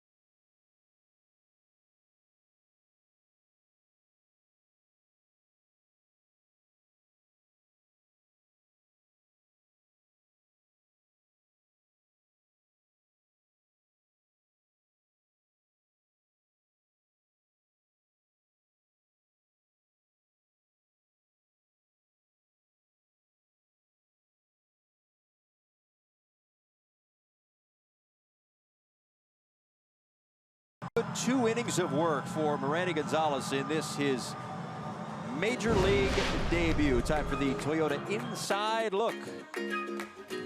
It's certainly going to be a rough go, at least based off of last year's records for the Marlins. Kind of knew that going in.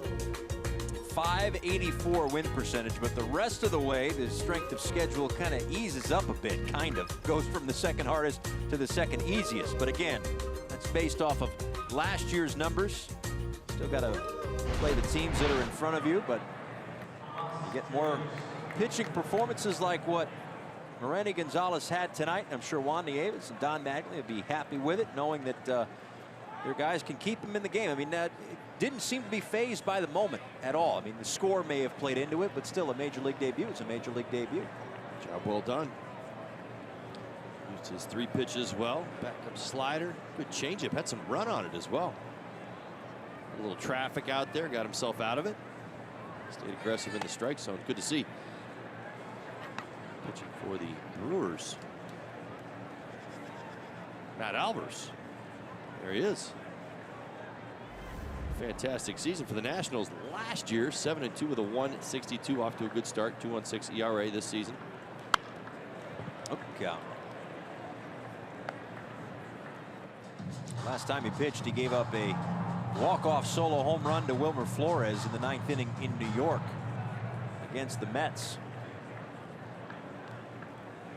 Signed as a free agent in late January.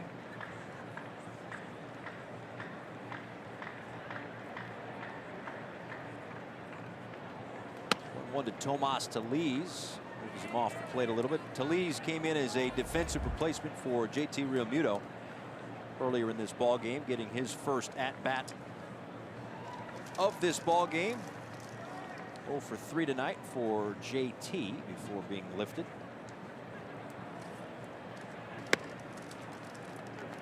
Called strike 2.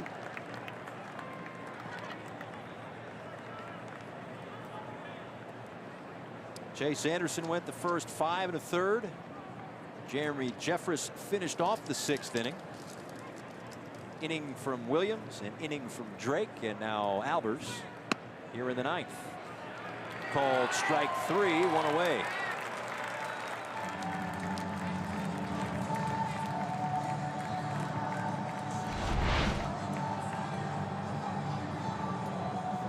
Inside.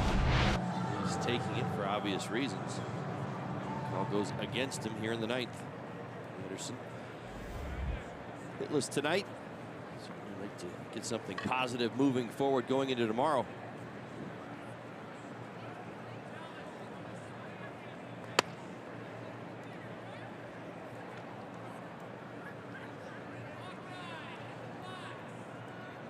$26,087 on hand here, coming out to beautiful Miller Park.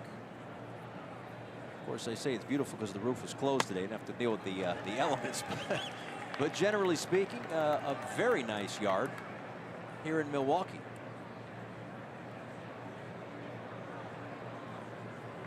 So they kind of like us at Marlins Park. They see out there in the gaps. They've got those windows. And as these retractable roof stadiums go, of course, the different wind currents and combinations and permutations of roofs open, windows open or closed, whatever it might be, certainly can play around with how the offense goes. The Brewers, no issues with the offense tonight. 12 runs, 13 hits. They've erupted. Hope that's not what moves forward in this series. Ball tails inside, meaning setting the stage for more to come. I mean, this is a team that's got power, it's got speed. Felt like early on that Lorenzo Cain was setting the stage for the rest of the lineup, but it was a little isolated in that he was the hot guy in the lineup those first 5 innings. Everybody got a little piece there in the 6th. Chop left side, Arcia. Nice play on the move for out number 2.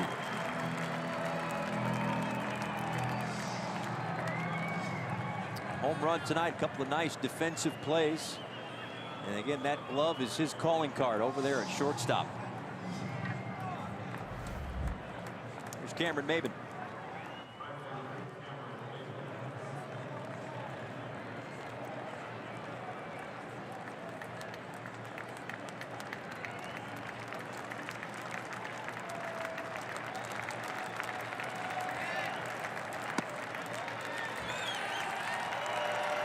Maybin's walked a couple of times, came around to score in the 5th inning. Of course, if there are positives to take out of this one, Brinson, a couple of home runs, his first 2 as a Marlin.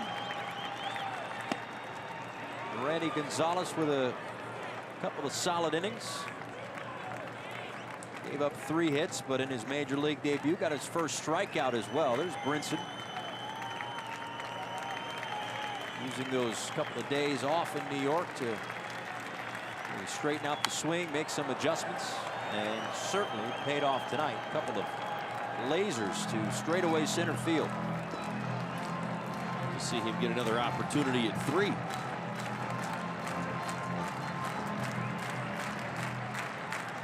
Tie Cody Ross, who had 3 home runs in 1 game back in 2006, last rookie to do so.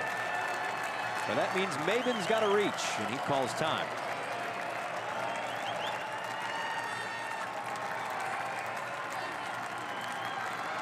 The 1-2. 2-2.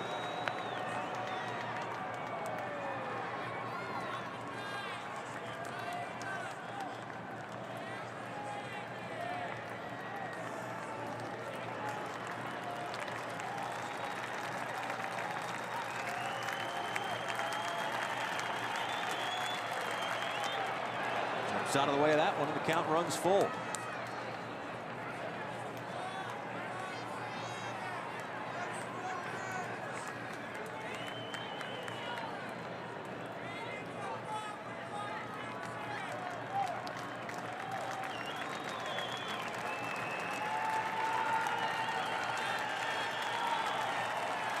Albers delivers a 3-2 pitch, and Maybin stays alive.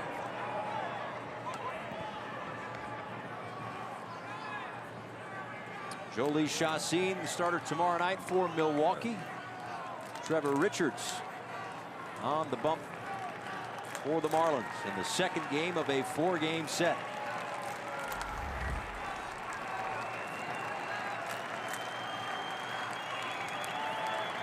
And again, the payoff pitch. Right back to Albers, knocks it down, regains control, throws, and that's the ball game. Matt Albers completes the 12-3 Brewers win to open up this 4-game set. It was all Lorenzo Cain in this one. 3 for 4 with 3 runs scored. A couple of RBIs, a home run. As the Brewers take it 12-3 for Todd Hollingsworth and our entire crew. I'm Paul Severino saying thanks so much. Marlins Live, the post-game show with Gabby Sanchez and Craig Minervini after the break.